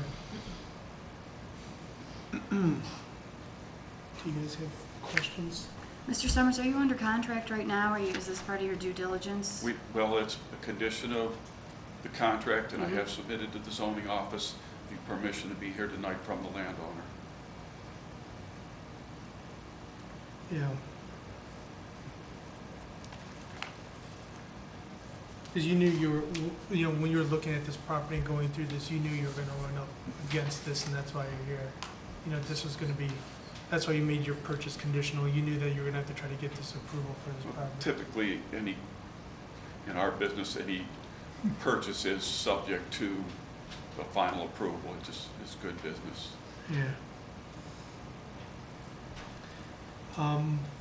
Question, I mean, I don't know, the use thing is, you know, we gotta talk that through and hear what everyone else says, and, you know, and that whole code, and, you know, it's age versus the table, we'll have to make some interpretations, and you provide this layout, and you've made some concessions already. I guess one thought I had was there any, when you looked at this, I mean, it seems pretty dense. I mean, did you look at other layouts where you could maybe get more open space in there? It seems like we're using, and I don't know how much of this you're clearing or not clearing. I mean, I'm just looking at this plan, I'm assuming that you're thinking you're clearing the whole parcel. And, you know, there's a little bit of open space that's gonna be saved. I forget, I think it's like 13% of the whole parcel. Did you look at anything like that where maybe you can maximize or get some more open space into this little subdivision, and look at maybe where you could save trees or some of the buffer areas? We did look at a couple things. I believe one of our proposed conditions is a minimum 15% open space, so we're just above that. Really quick, and Heather, help me out here if I'm saying the incorrect thing.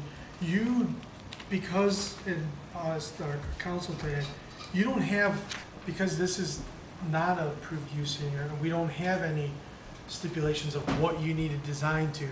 You've selected from, you're kind of picking and choosing a little bit of how you're designing this subdivision, right? I mean, we don't, if you go to town hall or zoning text, we don't tell you how to lay out a subdivision. That's correct. That's why we're here tonight. Yeah. So we've looked at that, and I think an important thing in that code where it says emerging land use patterns, I think what's happening today is there's a lot of people don't want big 3-acre lots anymore. They just want smaller lots, and there's a need and an emerging use for senior type housing or lifestyle type housing, single floor ranches, people that want to maybe sell their bigger house here in Concord and move into a smaller house, still be here by their friends and neighbors in their lifestyle.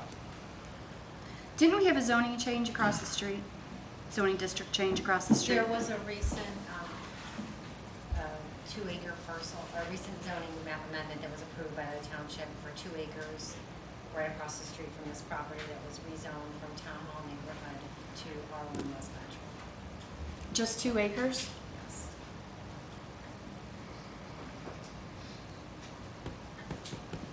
Mr. Chairman, if I Go ahead. don't mind me saying something, Mr. Summers, you provided to the board tonight to enter into the record a revised concept plan dated 6/12/18. In your other comments, you indicated there was revised terms that you want this board to consider to go along with this. I did. Do you want to submit that for the board's consideration then this evening?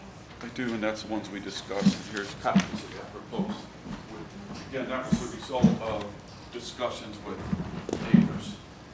So these are the set of terms that you would like them to enter To consider, yes. So we'll just enter the provided terms and the map into, oh, sorry, 2 pages, into this. No sense there. It's all done. Yes. We got it. So,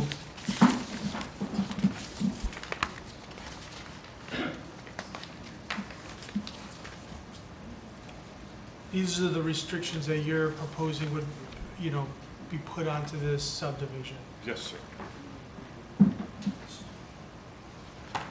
I don't know, I'll give the board a minute to kind of go through all these, because I think it's important to understand, you know, these requirements. You know, they're requesting that they're part of the land use approval.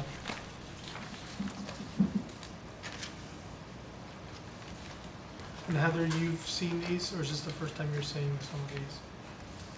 They were sent to me prior to this evening's, earlier this evening, Okay. this afternoon.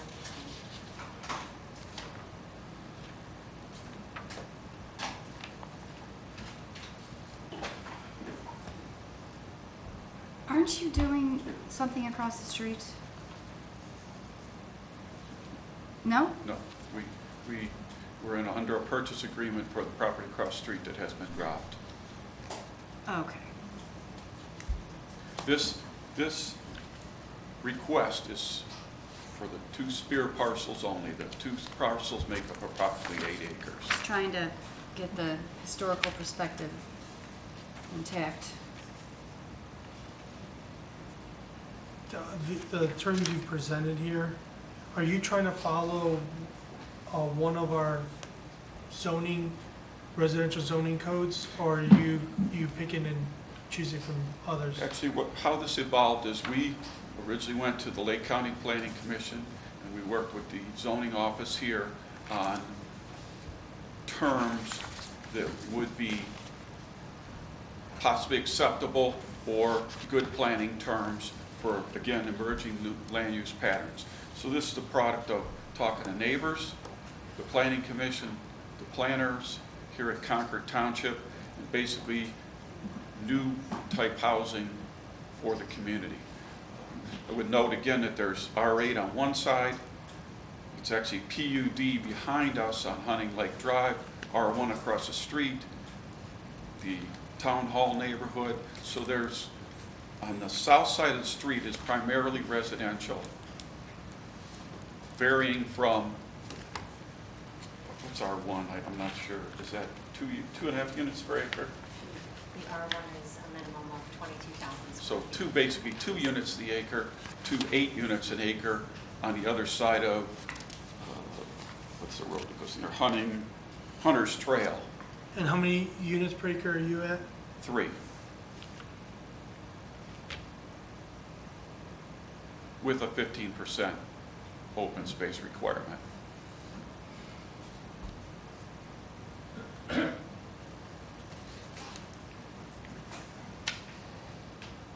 You're sure you're at 3 units per acre? Pardon me? You're positive it's at 3 units per acre? It's Yeah. all been designed and Okay. engineered. And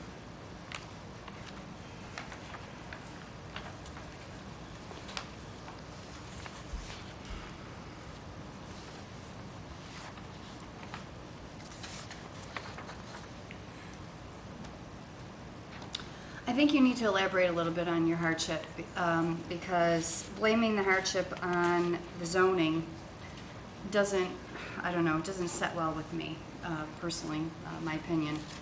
So maybe you can elaborate on that a little bit. actually, I would defer to counsel, Mr. Markowitz. I have not been sworn either, if you want to swear me in. You guys, what are we gonna do with you He's guys? an officer of the court, he doesn't need to be sworn. Okay. Thank you, Mr. Lucas. My name is Dale Markowitz. I'm with Thrasher, Dinsmore, Dolan in Chardon, Ohio. I represent Mr. Summers and the Summers Real Estate Group. I want to try and make a couple points because, Mr. Chairman, I think what you were getting to is something that, why are we presenting these design guidelines, area yard regulations? We made those a condition of our application and modified them today to make them even more restrictive, so that you don't have to say, okay, we're going to approve this, but here's the condition for your approval. We made it a condition on our own as part of our application, so that you're not required to do what some boards will say, well, we don't want to have to do conditional approvals. We want to give an approval. And your point earlier was well taken, that you're not here to design, the subdivision criteria. So that's why we incorporated it into our application. The reason why we thought this was appropriate is that if you look at the permitted and conditionally permitted uses in the Town Hall District, and I'll pull it out.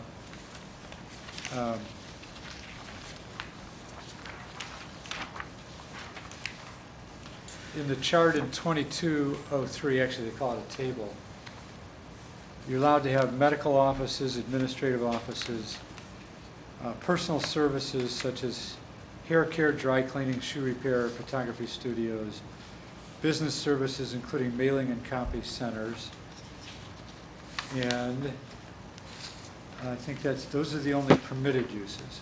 The Correct. conditionally permitted uses are restaurants, table service or counter service, bed and breakfast, and child or adult daycare centers, and then nursing homes, residential care facilities, hospice care facilities, outside dining, child or adult daycare.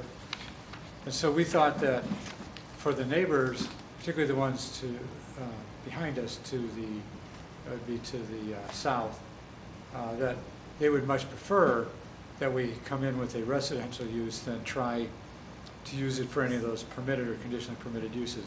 In addition, our analysis. That's your assumption that they would prefer that. Well, Hopefully, some of those neighbors are here to also speak to that. That would be Yeah.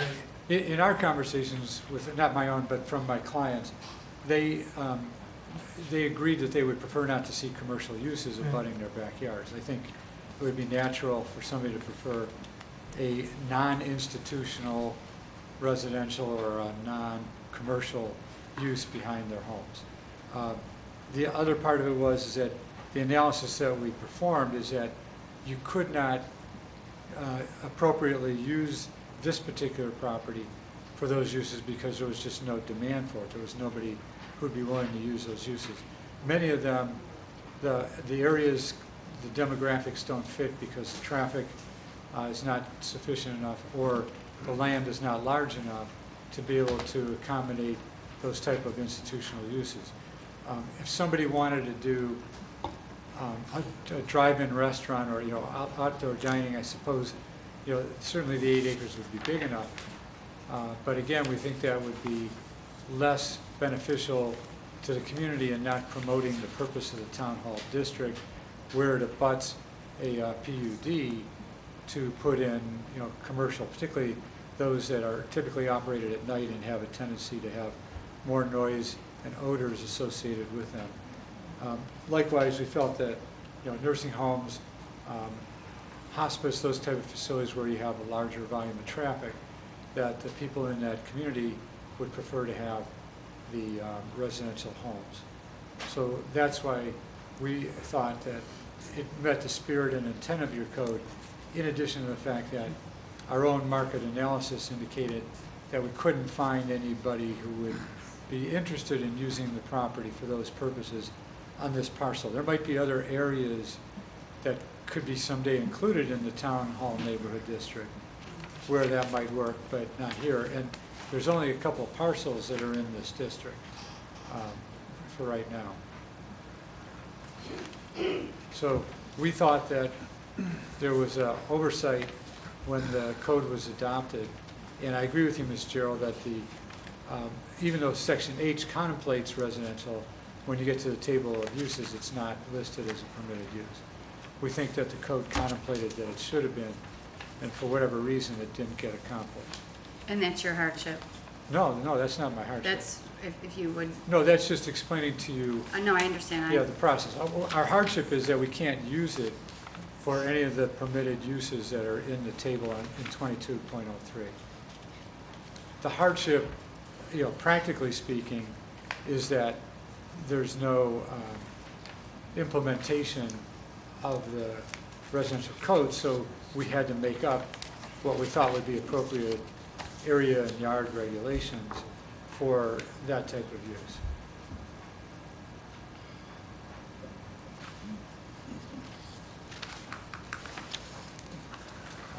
If you have any other questions, I'd be happy to answer them. Otherwise, I'll sit down. Questions? Skip, do you have any questions? Yeah, Skip does. I don't know where to start.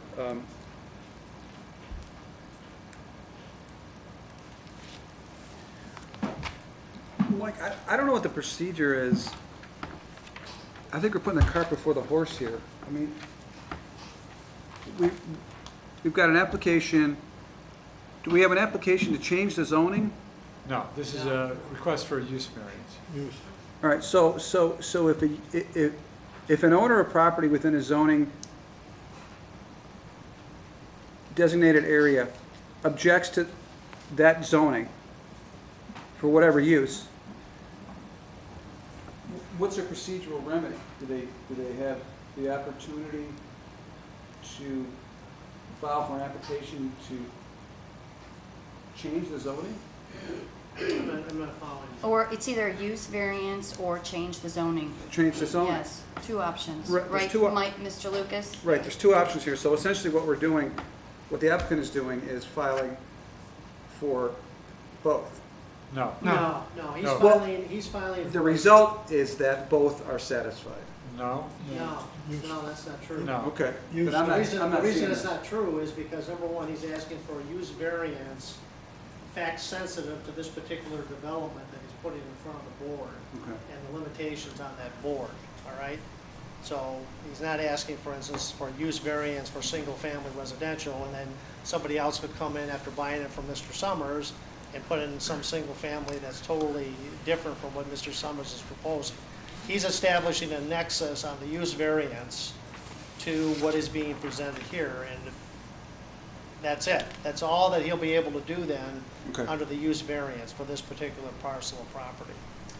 Your code contemplates that your board has the power to grant either what we would call practical difficulties, area variances, or use variances. Right. And the Supreme Court of Ohio many years ago said that those are the two criteria that you can use, and you have to make those available. The reason why we do it, and I'm a law director in some communities, like Mr. Lucas, that's why we see each other all the time, is that you provide for use variances so that you avoid somebody claiming a taking of their property or some unconstitutional deprivation of their land. So the property owners here could say, if the variance isn't granted, under this town hall neighborhood zoning, that there's no other way we can use it. So now we have to pursue a taking claim if we can't get a use variance. So that's why there's a relief valve in having that option available. And is that why you chose this route versus getting a zoning change? I'm not sure there's a good way to answer. I mean, you can go either route. My client thought that this route was more appropriate. We're expedient. Yeah, true. Quicker. The hardship. Yes, sir. Okay. That I'm having some difficulty understanding. It is, can you explain a little bit further what your client feels the hardship is? Because it seems to me that there are a myriad of other uses, some very good, some potentially more profitable, that are available to them. Sure. So why is this particular hindrance a hardship? Because the uses that are listed in the chart or the table, there is no one who would, from our analysis and our study and our review of this land, is that no one wants to use it for those uses. The property's gone undeveloped for a long time, and since that, I forgot what year the code was put in for town hall neighborhood, but since that time, there's been nobody proposing to use this parcel or the one that's across the street that's zoned in the same district for any of those uses. And the only interest in using that property has been by Mr. Summers for a residential district. Residential use. Well, I mean, don't you mean that the hardship is that it's not sufficiently profitable as opposed to just reasonably profitable? No, I mean, that really is the hardship here. No, the hardship is that nobody will use it for what it's zoned for. So there's no viable use. It's not a question of the degree of profitability, because certainly there are other uses that are listed in the table that could be more profitable than building these homes. That's not our goal. Our goal was to find a viable use that can be made of it, because nobody believes that you can put in a restaurant there, or put in a nursing home there, or put in a hospice facility there, because of its location and its lack of demographics that would support those uses. When you say nobody, that's a pretty absolute term. What analysis can you point to specifically other than your own opinion. Well, I think what That Mr. backs Mark, us up. I'm going to interject, if that's okay, is I think what you're trying to say, you're not vastly generalizing here. It's not a fact, but being a realtor and knowing the marketplace, that the propensity for the usages over in that area is not commercial. It just isn't. Correct. And you did a market analysis. My client did. You did a market analysis. So the propensity is for a residential usage.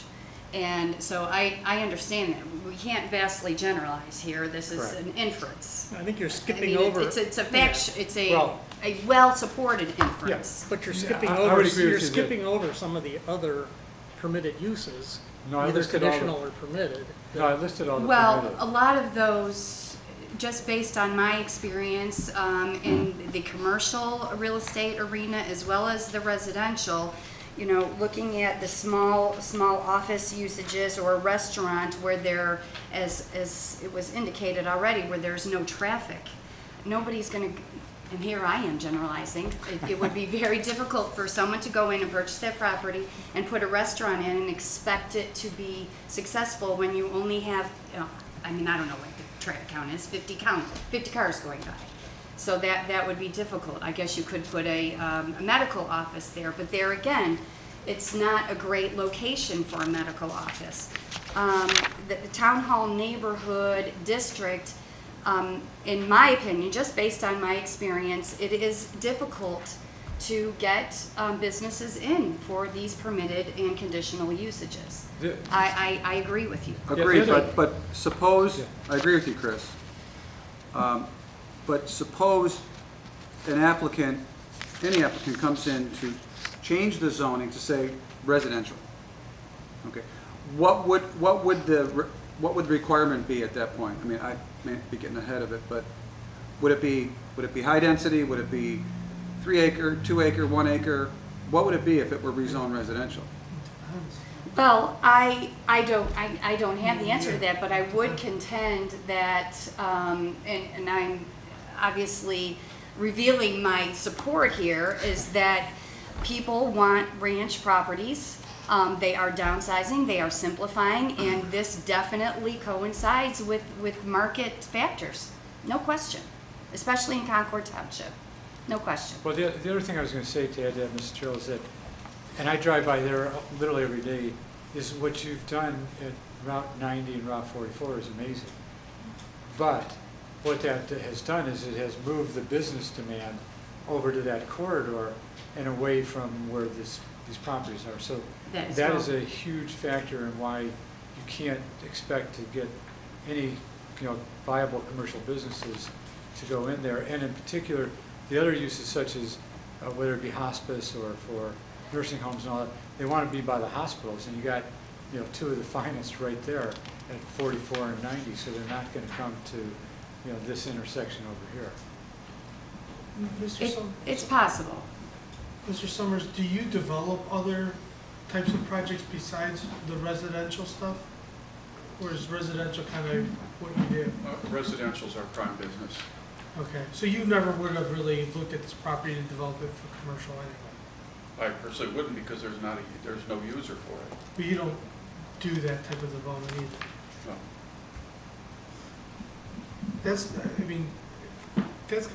I understand where you're coming from and why you want to develop this as residential.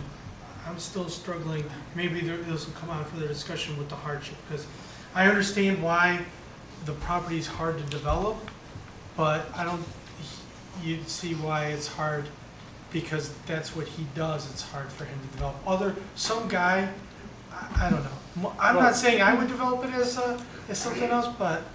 Well, the property owners have been marketing this property for a while, and they can't find anybody to use it for any of the permitted or conditionally permitted uses. Okay, that's fair enough. And it's been marketed for quite a while.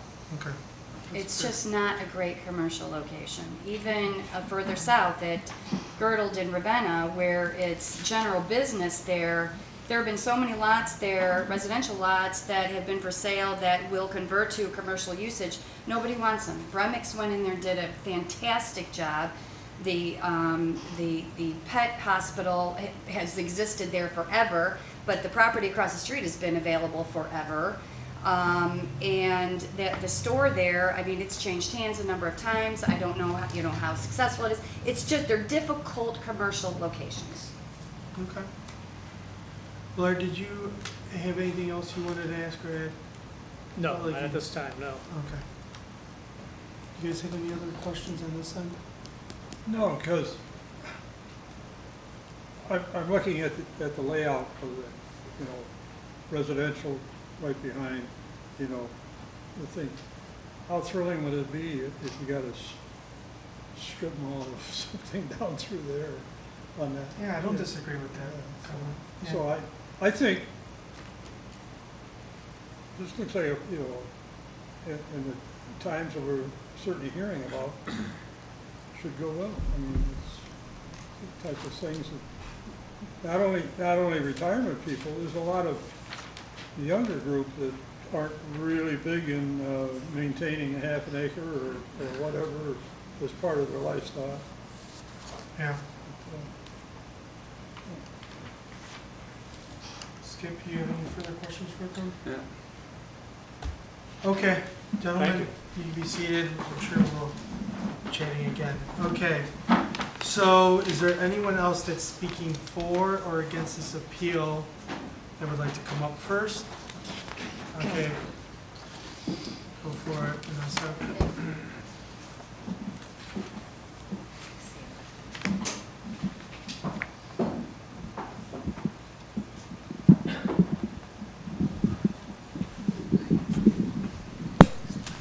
Thank you very much. All right. Vanessa Pleasant, 11705 Kelly Court in Concord, and I was sworn in.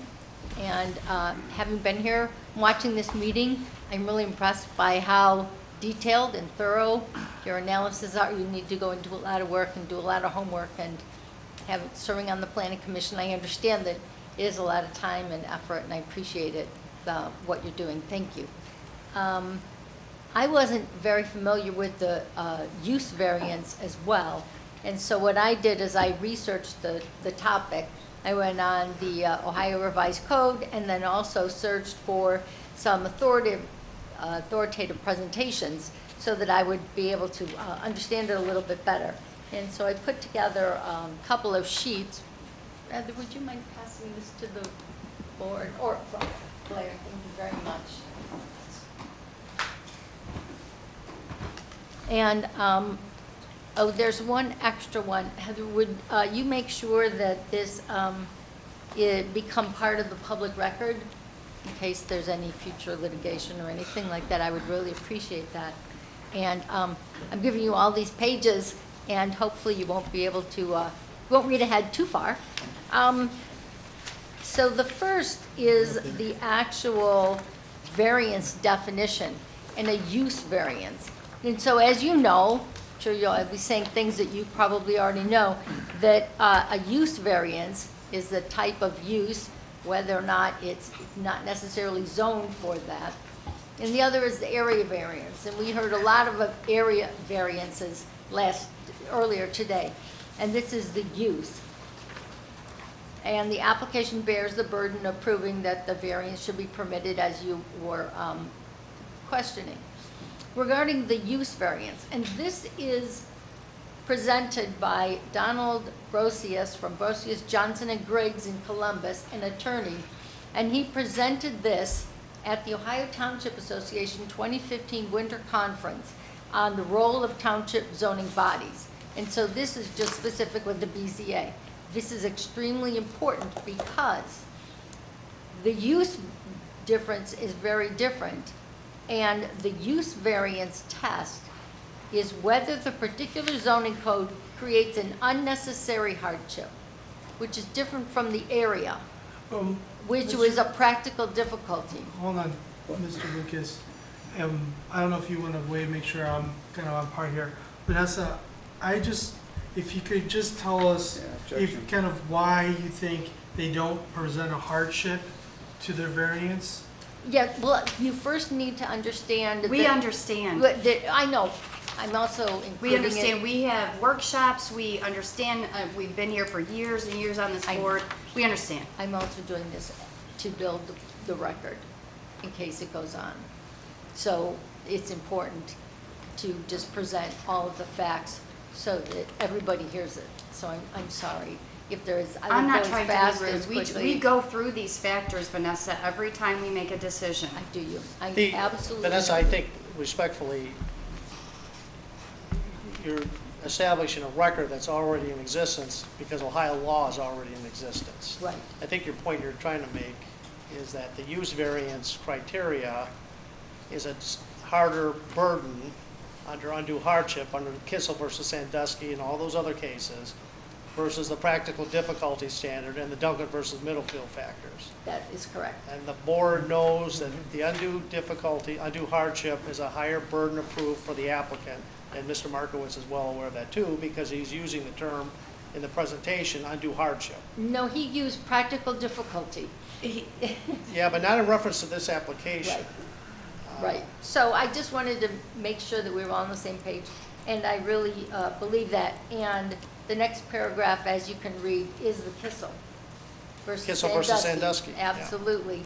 And the document, then on the next page is really the crux of what I wanted to present to you, is that there are certain criteria, standards, that the applicant must meet, and he must meet all of them, right, in order for you to grant the use variance. And so is the property unsuitable for any of the uses permitted by the zoning resolution? Not whether or not they're, they're likely to be in there, whether the photography studio should or shouldn't be in there, but is it unsuitable for any of the uses? That his presentation further states, simply because the property may be put to a more profitable use does not in and of itself establish an unnecessary hardship where there's less profitable alternatives. And as you can see, and as was stated, there are a number of permitted uses that can go into this area. And in fact, one of the reasons that this property was zoned in 2009 from manufacturing to town hall neighborhood was to allow many more of the uses because it was manufacturing with really large setbacks. Okay. And so some of the discussion that was here, whether or not there would be enough traffic and whether or not there was enough demand, could be because the price point is wrong. Well, that's Things could something that we change. need to consider. I'm just, there was consideration that it wouldn't be, so you're now hearing discussion that it might be. We The have, other excuse thing me, we was, have the factors in front of us. We know that in granting a use variance, it's a much more difficult set of criteria, and we want them to meet the preponderance of the criteria. That's when we have our discussion. Right, But, good. so can you please get to the point of What she's of what pointing you- out, she's pointing out facts now in terms of the traffic and the point of purchase and that. Those are facts. She's not talking about the burden and the factors between undue hardship under a use variance and Duncan versus Middlefield. So she is permitted to present whatever factual information independent of the legal factors in that she thinks should be considered. These are facts? Not that, what she was saying when you interrupted her. Forgive me, Vanessa. That's okay. She was saying a factual matter. One of the other things that will change and definitely change the character of the road and its desirability is the fact that Riverside School is coming in to that. So there's going to be a lot more traffic coming down that road in the future, and that could have a substantial impact on these uses. And so that's another point. The second part of the requirement was that the variance result from conditions unique to the property in question and other properties with the same zoning classification. Well, this applicant submitted the same text change and the same type of plan for all of the property, both the north and the south properties in the town hall neighborhood on February 26th to the zoning commission that then went to the trustees. So consequently, this text change that he's proposing for you is not unique to this specific piece. Well, just so we're clear on On the the record, south it's not a text change, it's a use variance request, there's a difference. Oh, right, exactly. So, but the point is the same wording that, well, except for the fact that he changed the square footage slightly, but the same type of usage in the south can also be, could be applied to the north as it was previously. Well, I don't think that's a true fact, that just because we're providing this land use here doesn't mean that it can be provided to the north. This is specific for this parcel. No, I'm talking about prior. Okay. Does the variance result from conditions unique to the property in question? The answer is no, because he already submitted this type of usage to both the north and the south properties along Concord Hamden. And so it's not just unique to Mrs. Spears, it's the same to the north and the south. Remember, all of these must be satisfied in order for you to approve. Third, and not as a result of actions by the property owner. This is a so-called self-imposed hardship rule. Generally speaking, a person who purchases land with knowledge of the zoning restriction is said to have created his own hardship and is not entitled to the use variance to relieve such a condition. Again, the applicant has an option to purchase the land as stated, which has been zoned town hall neighborhood since 2009. Consequently, he's created his own hardship. Fourth, other factors include whether the variance is the minimum necessary to obviate the offending condition. If no other uses were viable, let's say, and the property needed to have a residential use, let's say, allowing the highest density of single-family detached housing in this vicinity is not the minimum necessary to obviate the offending condition. So again, he's asking for residential, and to answer your question specifically, he's making a unique residential zoning type classification. This is not something that you find somewhere else in the township. He's making up something unique. And it is definitely not the minimum. The next, fifth, whether the variance would be inconsistent with the spirit and intent of the zoning resolution.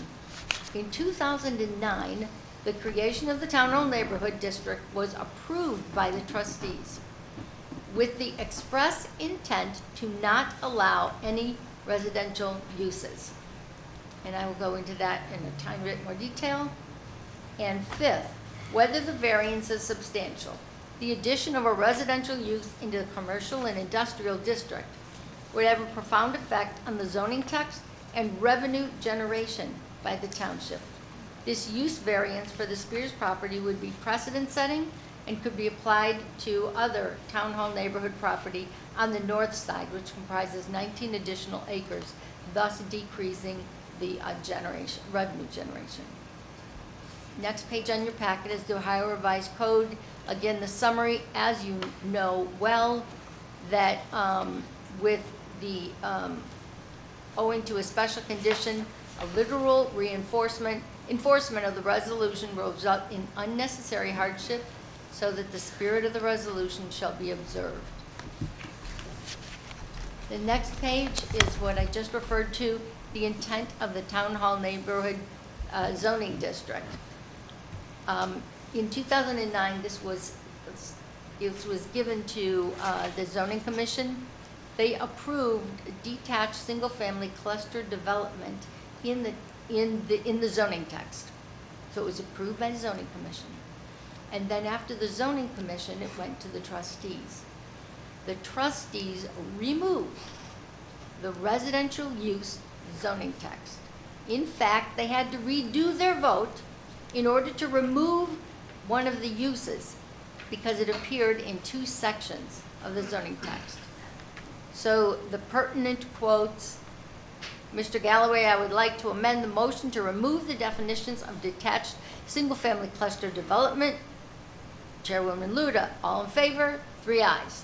Mr. Lucas says, based on the amendment which you made to the proposed amendment regarding the elimination of the detached single-family cluster development under 3B, I think you want to go back and revisit 1C, then which, by adding that text, already had in there the detached single-family cluster development. So I would suggest making a motion, number 1, to reconsider Amendment 1C in light of the subsequent modification that you made it to Amendment 3B. And if that approves, then pass Amendment 1C again with the modification that the attached single-family cluster development under the Town Hall Neighborhood District is deleted, consistent with your subsequent or prior amendment, rather. All in favor? 3 ayes. Mr. Lucas, thank you. Chairman Luda, thank you. Mr. Galloway, good catch.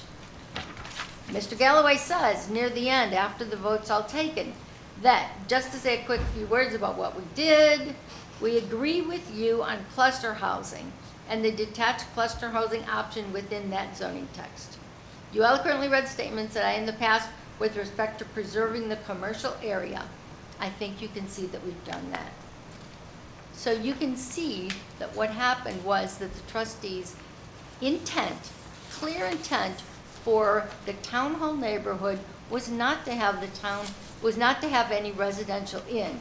Mr. Lucas was able to catch one of the usage changes, but no one caught the fact that the purpose statement left in the words residential or emerging land use patterns. Okay?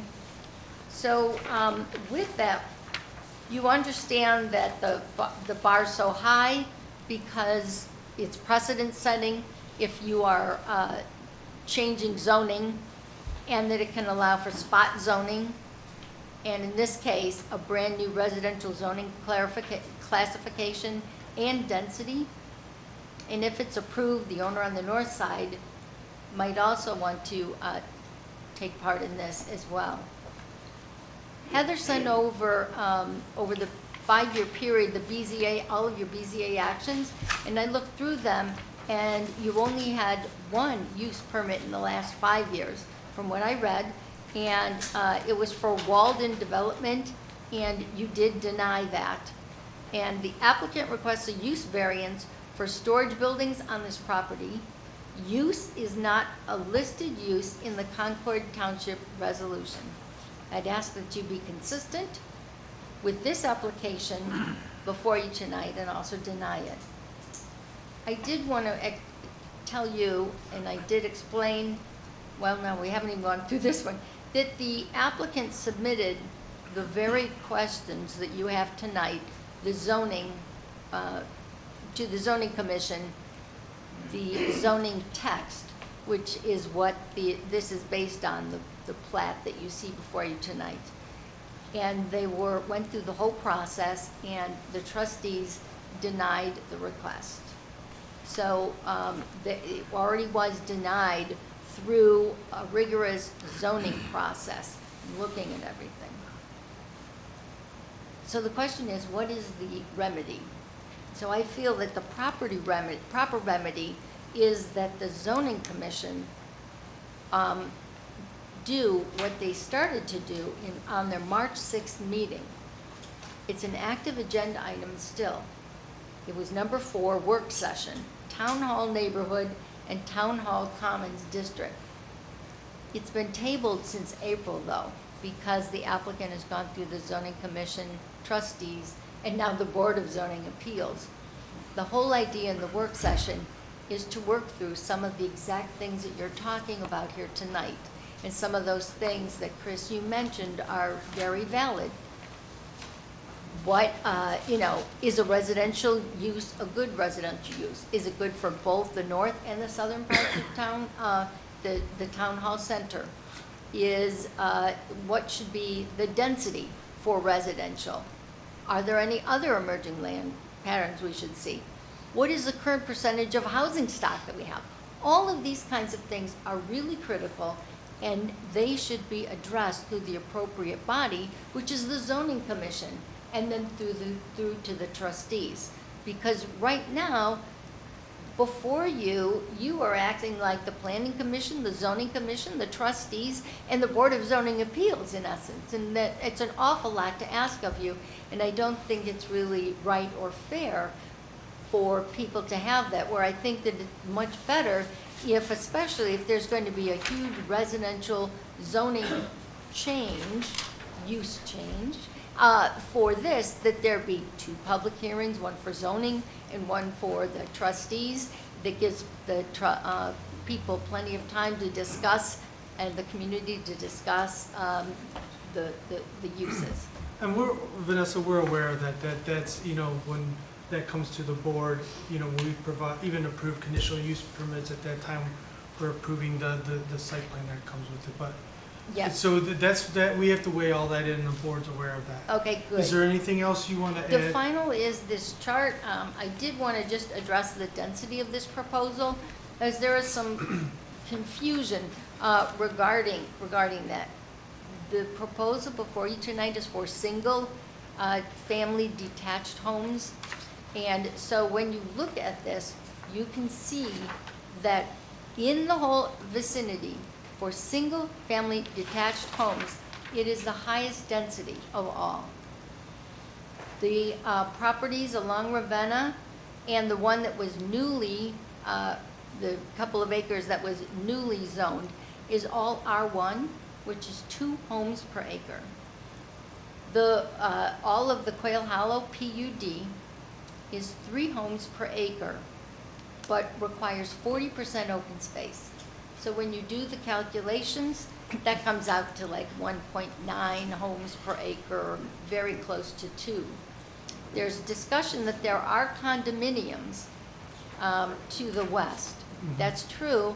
They are not part of Quail Hollow, and again, they are condominiums. They are not single-family homes. Yeah, but So, they're, yeah. So they are different. Yeah, So- they're very dense.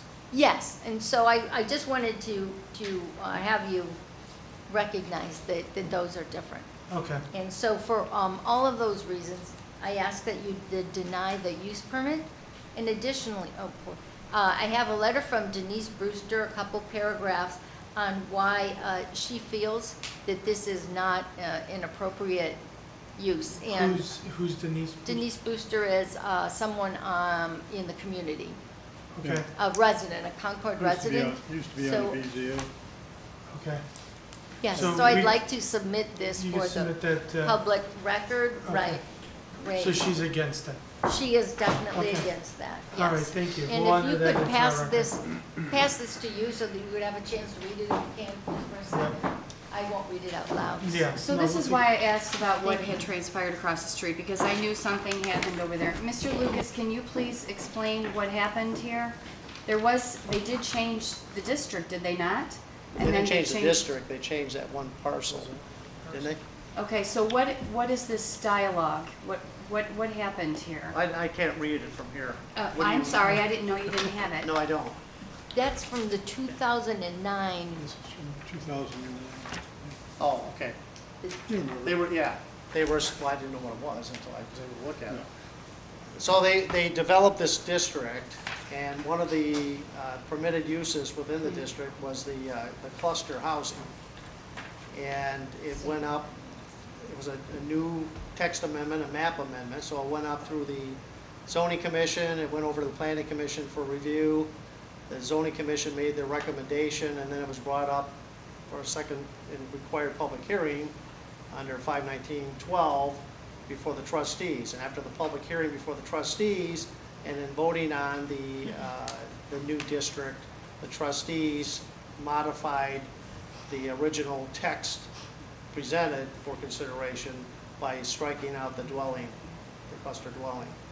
So, Hence the reason we have some conflicting text, because they didn't strike. well, I'm not so sure it's a conflicting text. I mean, I understand the argument in that. That's a purpose clause versus the schedule and table in that. So I don't necessarily agree with that, but I understand the argument, all right? Okay, fair enough. Okay, does the. I have a anyone- question. Yep, Ma'am, is your objection, is it centered on the fact that it's a residential use, period, or that the density is too great? My objection in front of your board is that it is not a use, it is not a use variance that should be passed, because it does not meet any of the criteria for a use variance, mainly because I feel that it is something that, you know, as the state does, should be brought up through the appropriate zoning and channel and then the trustees. But your concern is also density. Yes. Okay. It is then. What if the proposal included 8 houses on the 8 acres, or 16 houses? Do you have a problem with that? At the zoning commission level, I would not have a problem with it. I would have a problem with any proposal that you would try and pass in a use variance before this board because of the requirements for unnecessary hardship. Okay.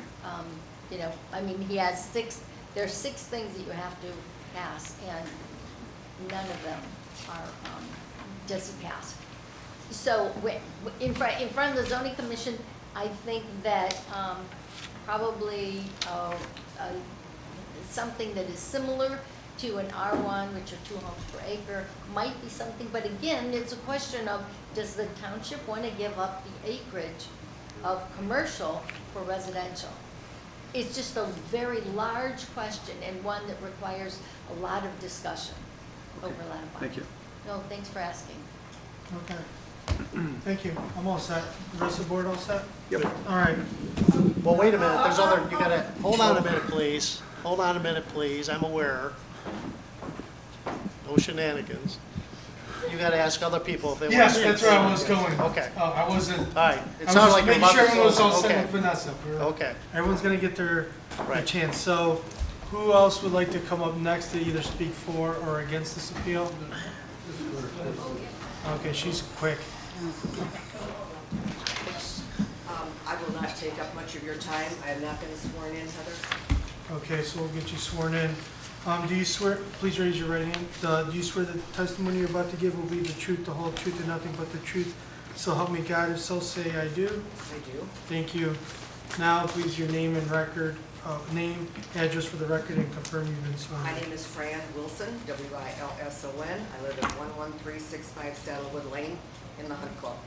I am the treasurer of the Coyle Hollow Master Owners Association, and as an officer of that particular board, I am speaking for the 304 homeowners who own the adjacent property to the Spear property. We own the common area as a corporation.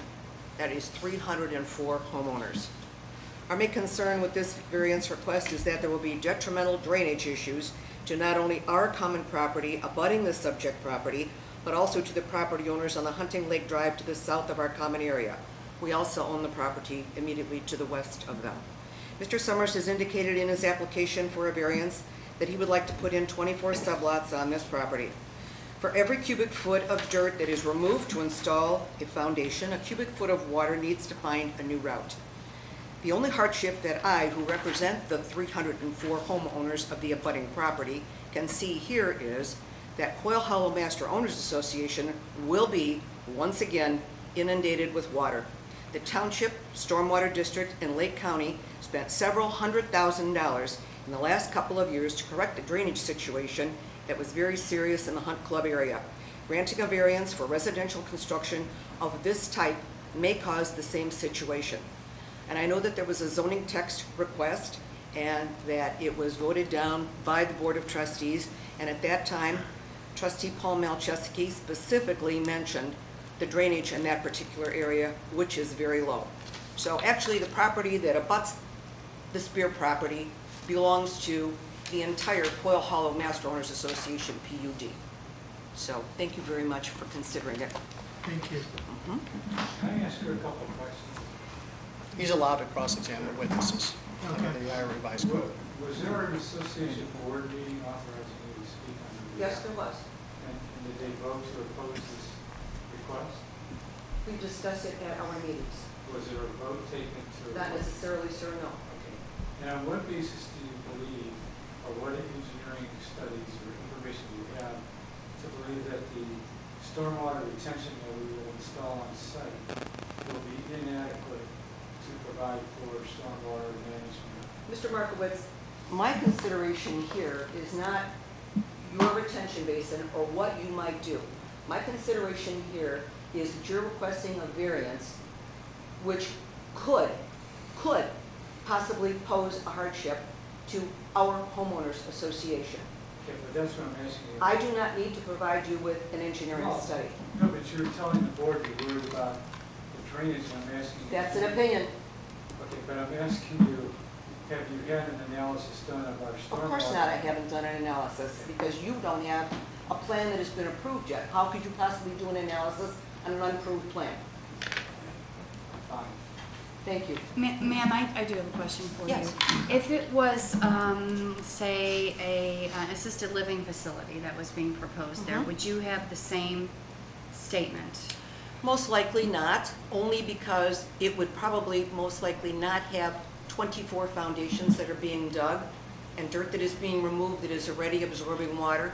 I mean, we've had nothing but trouble up there in the Hunt Club over the years until many hundreds of thousands of dollars were spent to correct that. So that's our main concern, because we do represent the homeowners association. So is there Thank some you. kind of letter or anything from the majority of the homeowners that are Well, that's against a very this? difficult or- thing to do, because that would take probably 2 or 3 months to get here, and that was not an option. Heather did provide the homeowners association with a letter, which unfortunately, and through no fault of Heather's own, did not get to us until 2 days ago. So thank you very much for your consideration. Thank you. Sir? Good evening. It's been a long evening. My name is Ron Glebe, 7223 Hunting Lake Drive. I have been sworn in. Fran Wilson spoke to most of my concerns. We are one of the 12 neighbors who abut the common area that abut Spears property. As far as I know, none of those neighbors were talked to by Mr. Summers. I may be wrong. I was not talked to. There's 3 or 4 other neighbors here that live on those 12 homes that abut Mrs. Spears' property. I don't think any of them were talked to about what his statement was. To continue with what Fran was saying, our biggest concern as homeowners is indeed if that property is developed with the high density kind of homes chewing up the majority of the land, we will be inundated with flooding water. Mr. Lucas, tell me if I'm stepping out of bounds. I understand the drainage issues. We have them all over Concord Township. Okay. And as we understand that's a concern. We're not here to address the drainage issue. That would have to be done separately by, the engineers and make sure that there is no impact. So we're here just to talk about the land use. Who would do that, sir? That goes through the review process when they submit their plans for their improvements. Does stormwater management get involved in that? Stormwater management, the county engineer, all those folks get involved with that. So we're here to understand what the hardships are for, or if they've proven a hardship to use the land for something that is not specifically dictated in our code, and if you support or don't support it and why, and tie it to. I don't support it because my concern is that we will be inundated with flooding problems. Okay. Enough said? Enough said. Thank Perfect. you. I basically was going to say the same thing. I need to know. If you want to be on the record, sir, You gotta get up there and.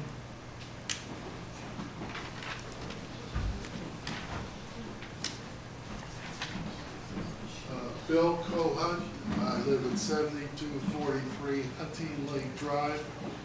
At the last commissioners meeting, we did talk, and it was all negative about this housing development, which you made it sound like we approved of it. But the reality of it is, I moved here to have a small one. I just couldn't imagine 3 houses per acre with cement to the left, to the right, north, south. As a senior citizen, which I am, I wouldn't want to live there. Sir, you were presently sworn in, right? Yes. Okay. Just want to get it for the record. Thank you. And again, it's a matter of taste. I think it would look awful. All right, thank you, A sir. couple houses per acre would be a different kind of, Okay, understood. Okay, you've been waited patiently.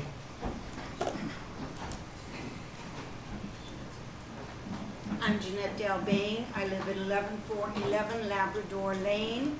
I was at the trustees meeting. I spoke at length against this project. And you've been sworn in, ma'am? Yes, I have Thank you. been sworn in.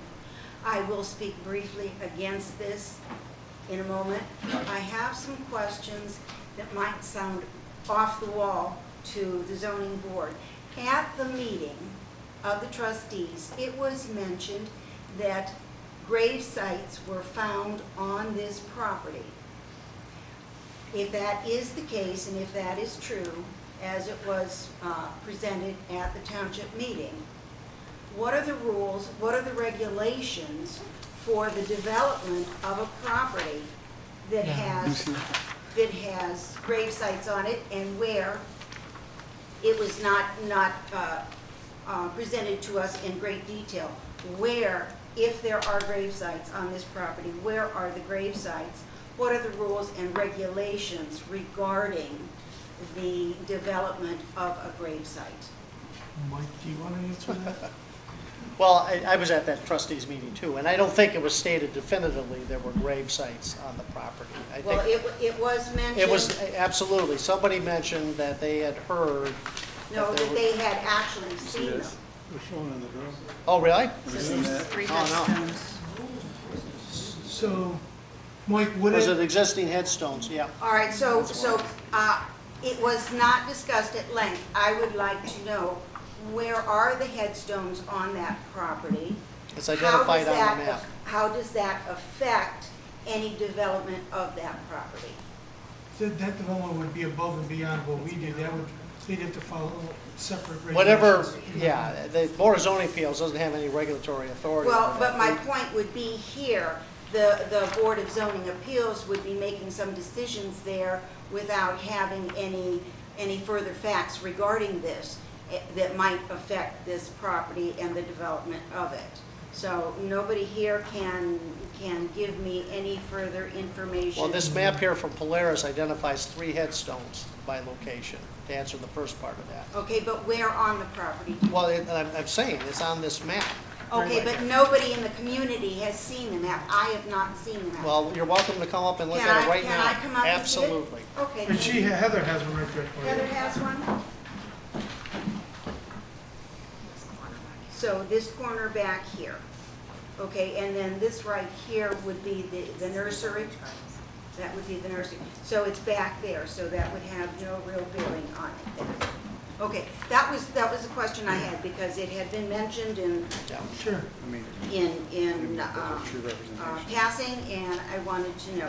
Now, I am going to speak very briefly. I spoke at length at the trustees meeting. I'm going to get to the nitty-gritty. The request for the variance, the 24 homes on 9 acres, 3 homes per acre, 15% open space, that point blank is just a maximization of profit for the developer. It would be nice if we could have some homes there. I know there are people here who would prefer to keep it commercial, but if we had homes, 2 per acre, with more open space, I don't think anybody in the Hunt Club would object, because when you get the maximum 24 homes on 9 acres, you are dealing with water problems. I mean, that's just, there's water problem there now. So perhaps the developer in question, maybe he ought to go back and maybe think a little bit more, well, maybe I can get this through if I only do fewer houses, if I have more open space. The plan presented right here, right now, is really just a maximization of developer profit. And I really don't think that should be a reason for going ahead with this zoning. I think something else can be done with this property that would be much nicer. You can put smaller homes, you can put cluster homes, but you can have open space, You can have a much nicer development. There's a lot of things they could do with the parcel, but what we have to vote on is, have they shown a hardship and that they're making this the condition? We are not. So if this is the condition that they're proposing, this has to be also included in our approval. So if we all agree on what they're presenting or disagree or wherever, it's not just the hardships, but it's also the plan. So that's gonna be up to this board to determine if we feel like that's the best that they could do or can't do on that property. Unfortunately, that's in front of us now. And we understand your opinion and happy to hear it, but I mean, they've already presented it and we kind of got to vote on what they've suggested that they want to do there. Well, and I am suggesting that what they want to do is not the best possible thing that they can do, and that is my objection to it. Okay, thank you very much. Okay, who's next?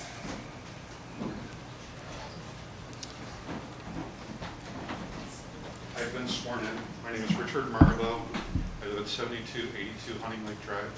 I'm a certified residential real estate appraiser living in the neighborhood. I am also on the board with Fran for Hunting Lake. And I am confirming what our meeting was about, that Fran, as well as the rest of the board, discussed this and came to the same conclusions that Fran stated. I agree with everyone who has spoken.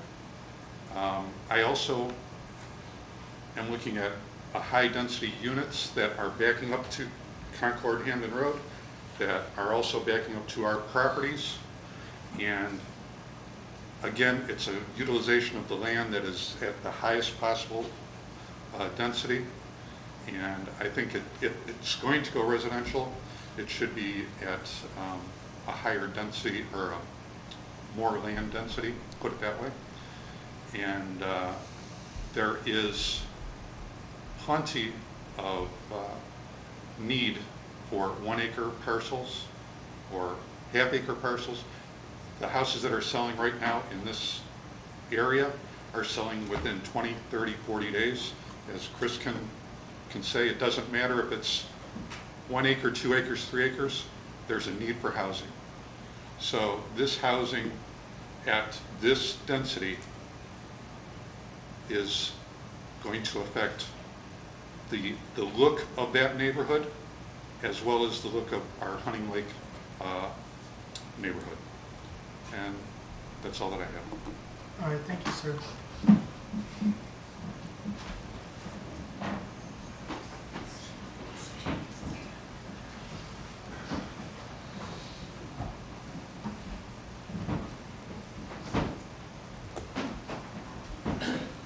Good evening, all. Bill Wagon from 11895 Girdle Road. With all of the conversation... You've been sworn in, sir? I was sworn in, yes. Thank you. With all of the conversation going on about this development, I haven't heard one word about how the sewage is going to be handled. And from what I've heard, there's plenty of water there, and it's all over Concord. We're inundated with springs. It sounds to me like there's going to be storm sewers involved. And I represent the church here, and we have spent a bundle on our, we were put in a facility there that would handle a small factory. The thing that we had to put in our septic system there. But I'm concerned now, what happens with all of these, if there is 21 or 24 or whatever, they develop a lot of water, and you've already got surface water. So I'm really concerned about what happens with that. I don't think we need another restaurant. I would rather see 1 or 2 homes on that. Or how many homes are you representing? How many? They want 24. They want 24. No, how many are you representing? 304. 304. It might behoove them to buy that property and end this whole thing. Yeah. It's just, Mike, for the record, any stormwater, sanitary issues, all that stuff, they're gonna, I mean, we approved the land use and we approved the plan, they're gonna have to go through other approvals to get that stuff approved by other folks. That's correct. All right, just want to make sure everyone's clear and that's That's on the correct. record. Okay. Anybody else? All right, come on up. I've been sworn in, Donna Glebe, 7223 Honey Lake Drive.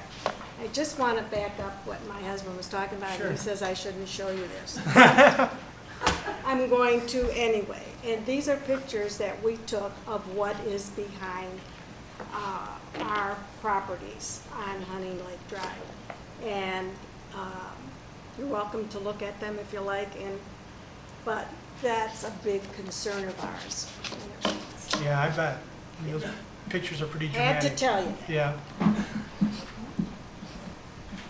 Is there anybody else that'd like to come up and add anything to the conversations we've had this evening from the public?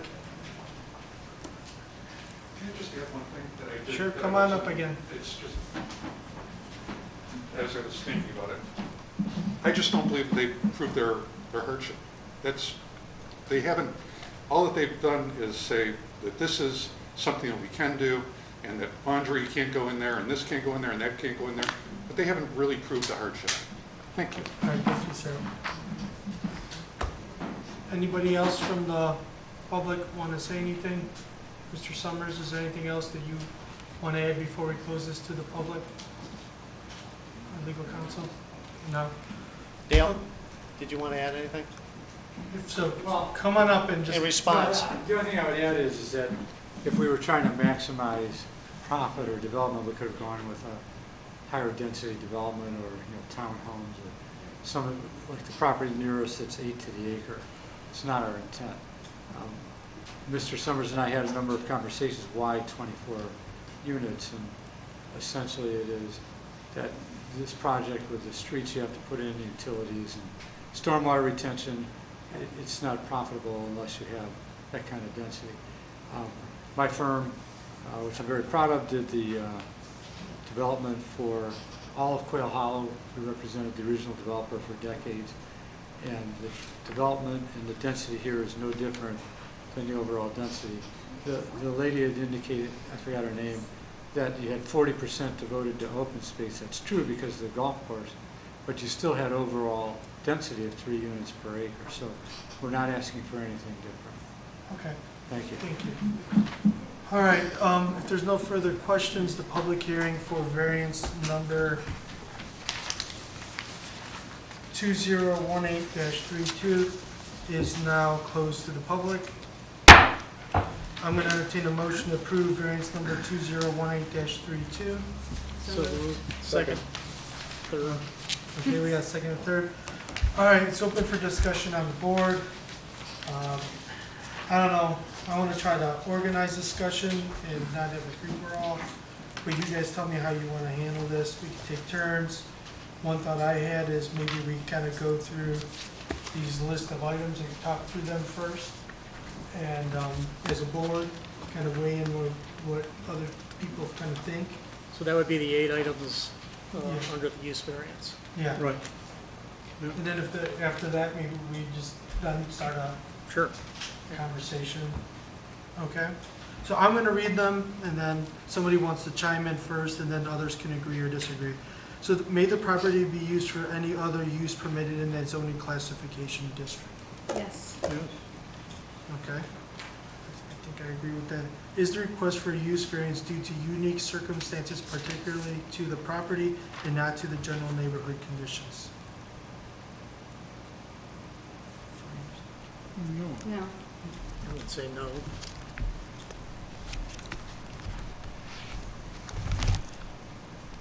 Okay, will the essential character of the neighborhood be substantially altered, or will adjoining properties suffer a substantial detriment if their variance is granted? No and yes. Yeah, I'm not sure we can, I'm not sure we can definitively. That's a tough one. Yeah, it is a tough Because we one. don't know what the, Right. which trees are being saved and Right. what's being put back in Yeah, place. definite maybe. Yeah. There may be other uses that could be more detrimental too than even the residential. you know, if they Correct. build something too, so, okay, what kind of, Is the problem self-created?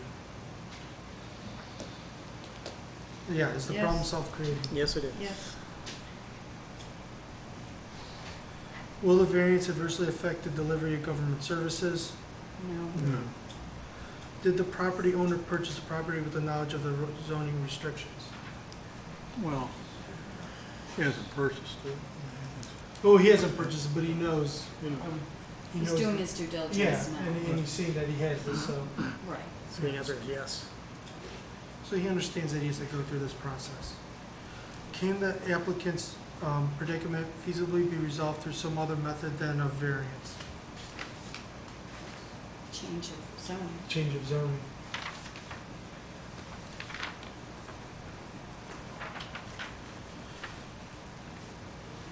Will the variance preserve the spirit and intent of the zoning resolution, and will a substantial justice be done by granting the variance? Yeah, it's, Yeah.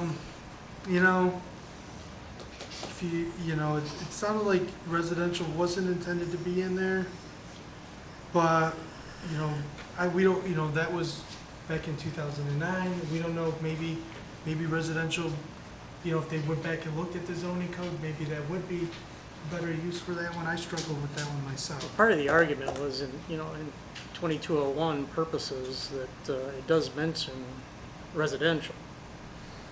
But, The table, yeah, does that trump 2202, the actual specific uses that are spelled out? Well, I understand the argument, as I said earlier, the table provides the permitted uses and the conditional uses. The purpose clause is the purpose clause. All right? So They it's not should- only the They purpose. should coincide, though.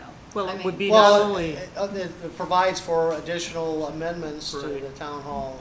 and it's even not only the purposes that are listed, but also other purposes that aren't. Right. Well, in the future, You know? that they have to be added Doesn't to the have to be table in- then. Yeah. The table provides a schedule of uses that are permitted either by right or by conditional use. so, and this is the one, so again, I struggle with that, because it probably is a no.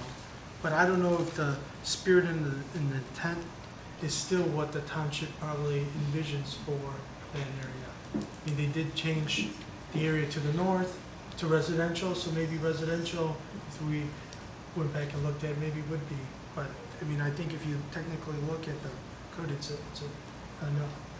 Is I that agree fair? with that. I agree. Yeah. Okay. You know, the other thing with these bullet points, and I know I struggle, we gotta talk about them and we need to think about them. Some are weighted differently than others as well, you know, so a yes for doesn't impact government services is a no. I isn't as important maybe as some of the other ones, so I just told the board to maybe keep that in mind as we think of these. So can the property be used permitted for use for other permitted surface zoning classification districts? Yes. You know, is a unique circumstance? No. The character of the neighborhood? Maybe. That, you know, is the problem self-created? Yes. Will the variance of the government services? No. Did the property purchase? No. Yes. So he knew that this was going to be an issue. Feasible to resolve? He could. Yes. Through a zoning change. Will the variance preserve the spirit and intent of the zoning code? I think no. But I mean, I'm kind of iffy on that one. So, I mean, I just want to say one thing from my perspective on the board, and I mean, we hear the drainage thing all the time, and I know I live in Concord, I have plenty of drainage issues myself that I deal with on a daily basis, and is this project gonna create, you know, change the drainage? Any development would, in my opinion, impact drainage in the area. But is that a hardship for not approving this project? Me personally, I don't think so. I think, you know, if we do approve it, I mean, again, the stipulation is that they need to go through all the approvals through engineering and stormwater to handle those issues and address them so our folks aren't affected in the future or and currently affected. That's just something I heard and it kind of jumped out at me. And the one, Chris, that jumped at me too, that I heard in one of the comments I wrote down was like the need for housing. And I get it, there's a need for housing, and there's plenty of housing, but I don't know if, it sounds like there's a need for this type of housing, and we don't have this type of housing, so, I mean,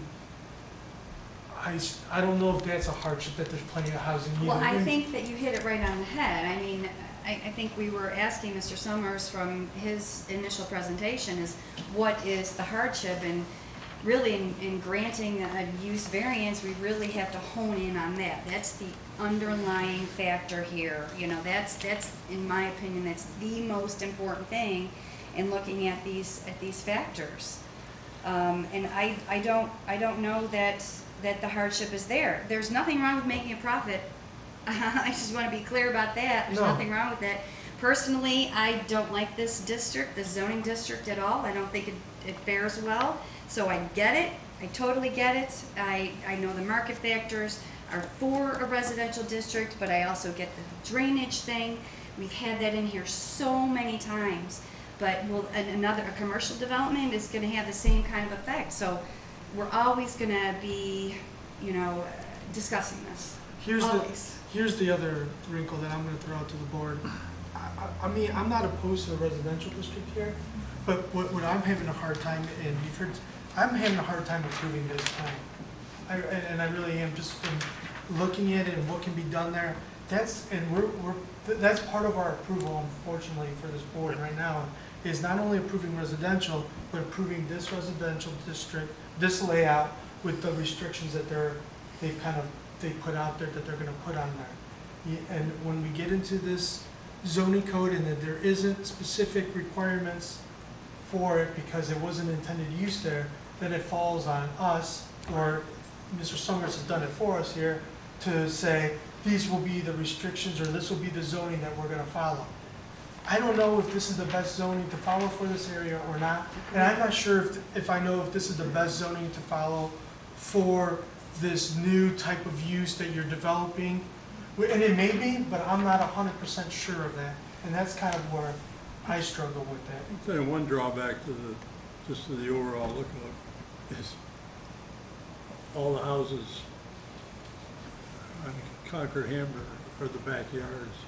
Just a little untraditional. Yeah, but I mean, there's developments going in all over. It's always somebody's front yard, backyard. I mean, you always have that issue. Where's the area over the areas? And What's it called? it's mostly residential over there. And it's not great, Jim.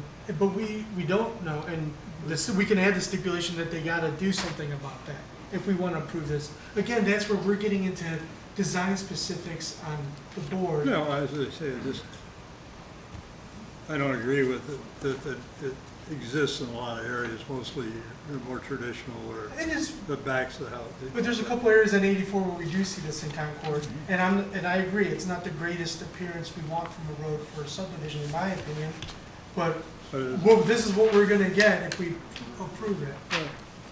And unless you had a stipulation in here, unless we had a stipulation that says the yards can't back to it, or we gotta have landscaping, I don't know if we wanna get into writing stipulations and zoning code. Well, you're not able to do a stipulation without the consent. And then we would need his consent on top of it. No, that would handle it with a vote. Okay. There's a lot of conversation from the audience. I don't know, I don't want to kind of run this whole thing here, but I just like to see what everyone else on the board thinks. I mean, certainly the drainage things, I mean, I could. Oh, yeah, you've been through it. I can talk to you. Yeah. But the thing is that's not our purview. I mean, it's up to the stormwater and all the other people to take care of that part. I mean, if this goes, with approval. But as I say, it's a Concord situation. There's drainage, but now hopefully with stormwater involved and county engineers involved and so forth, it'll be less and less. But that's neither here nor there, so. Like I say, there's certainly, I mean, at some time point, there are other uses for this property. It's spelled out, I mean, whether more traffic is going to change things sometime and whatever.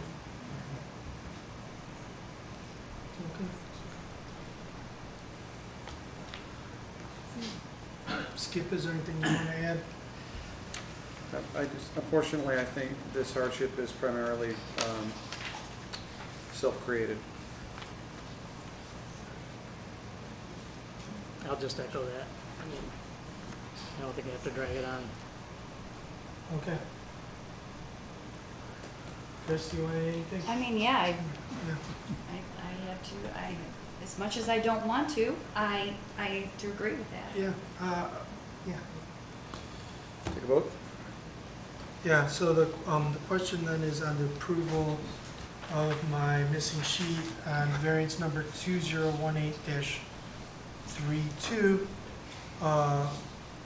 A yes vote approves the variance for the land use permit. A no vote denies the variance for the land use permit. Heather, please call the. Well, hold on a minute, Oh, because I want to make sure this is on the record in terms of what you're voting for. This is a use variance based specifically on what the applicant has presented regarding the development that he intends to put in there. Yes, Mike, thank you. I jumped the gun there. So the question is on approval of variance appeal number 2018-32 with the stipulation that the plan, if approved by the appropriate agencies, would be based on the conceptual plan provided today in the meeting and the, what do we want to call these? And the other conditions and the modifications that the applicant presented to the board in conjunction therewith. Okay. Just as what Mike said. Okay. A yes vote is for the approval of this variance, a no vote denies the variance. Mr. Rowe? No. Ms. Gerald? No. Mr. Sweeney? No. Mr. Hamilton? No. And Mr. Valente? No. Your variance has been denied. Thank you for spending the time and coming in this evening. Okay, next on the agenda is approval of minutes. Call for a motion to approve the minutes from May 9th, 2018. So moved. Second. Is there a second? Second. Okay, I Agreed. wasn't there, so I Very couldn't. Is there any discussion regarding the minutes, additions or deletions, Jim? No, I read them all. Okay. The question then is on the approvals of minutes from May 9th, 2018. For the record, I was not at that meeting. Okay. Okay, a yes vote approves the minutes, a no vote denies it. Chris is going to abstain. Correct. So, and I will abstain from the vote as well. All in favor of approving the minutes as written, say aye. Aye. Okay, the minutes have been approved. Thank you. The Concord Township Board of Zoning Appeals meeting for June 13th is now closed.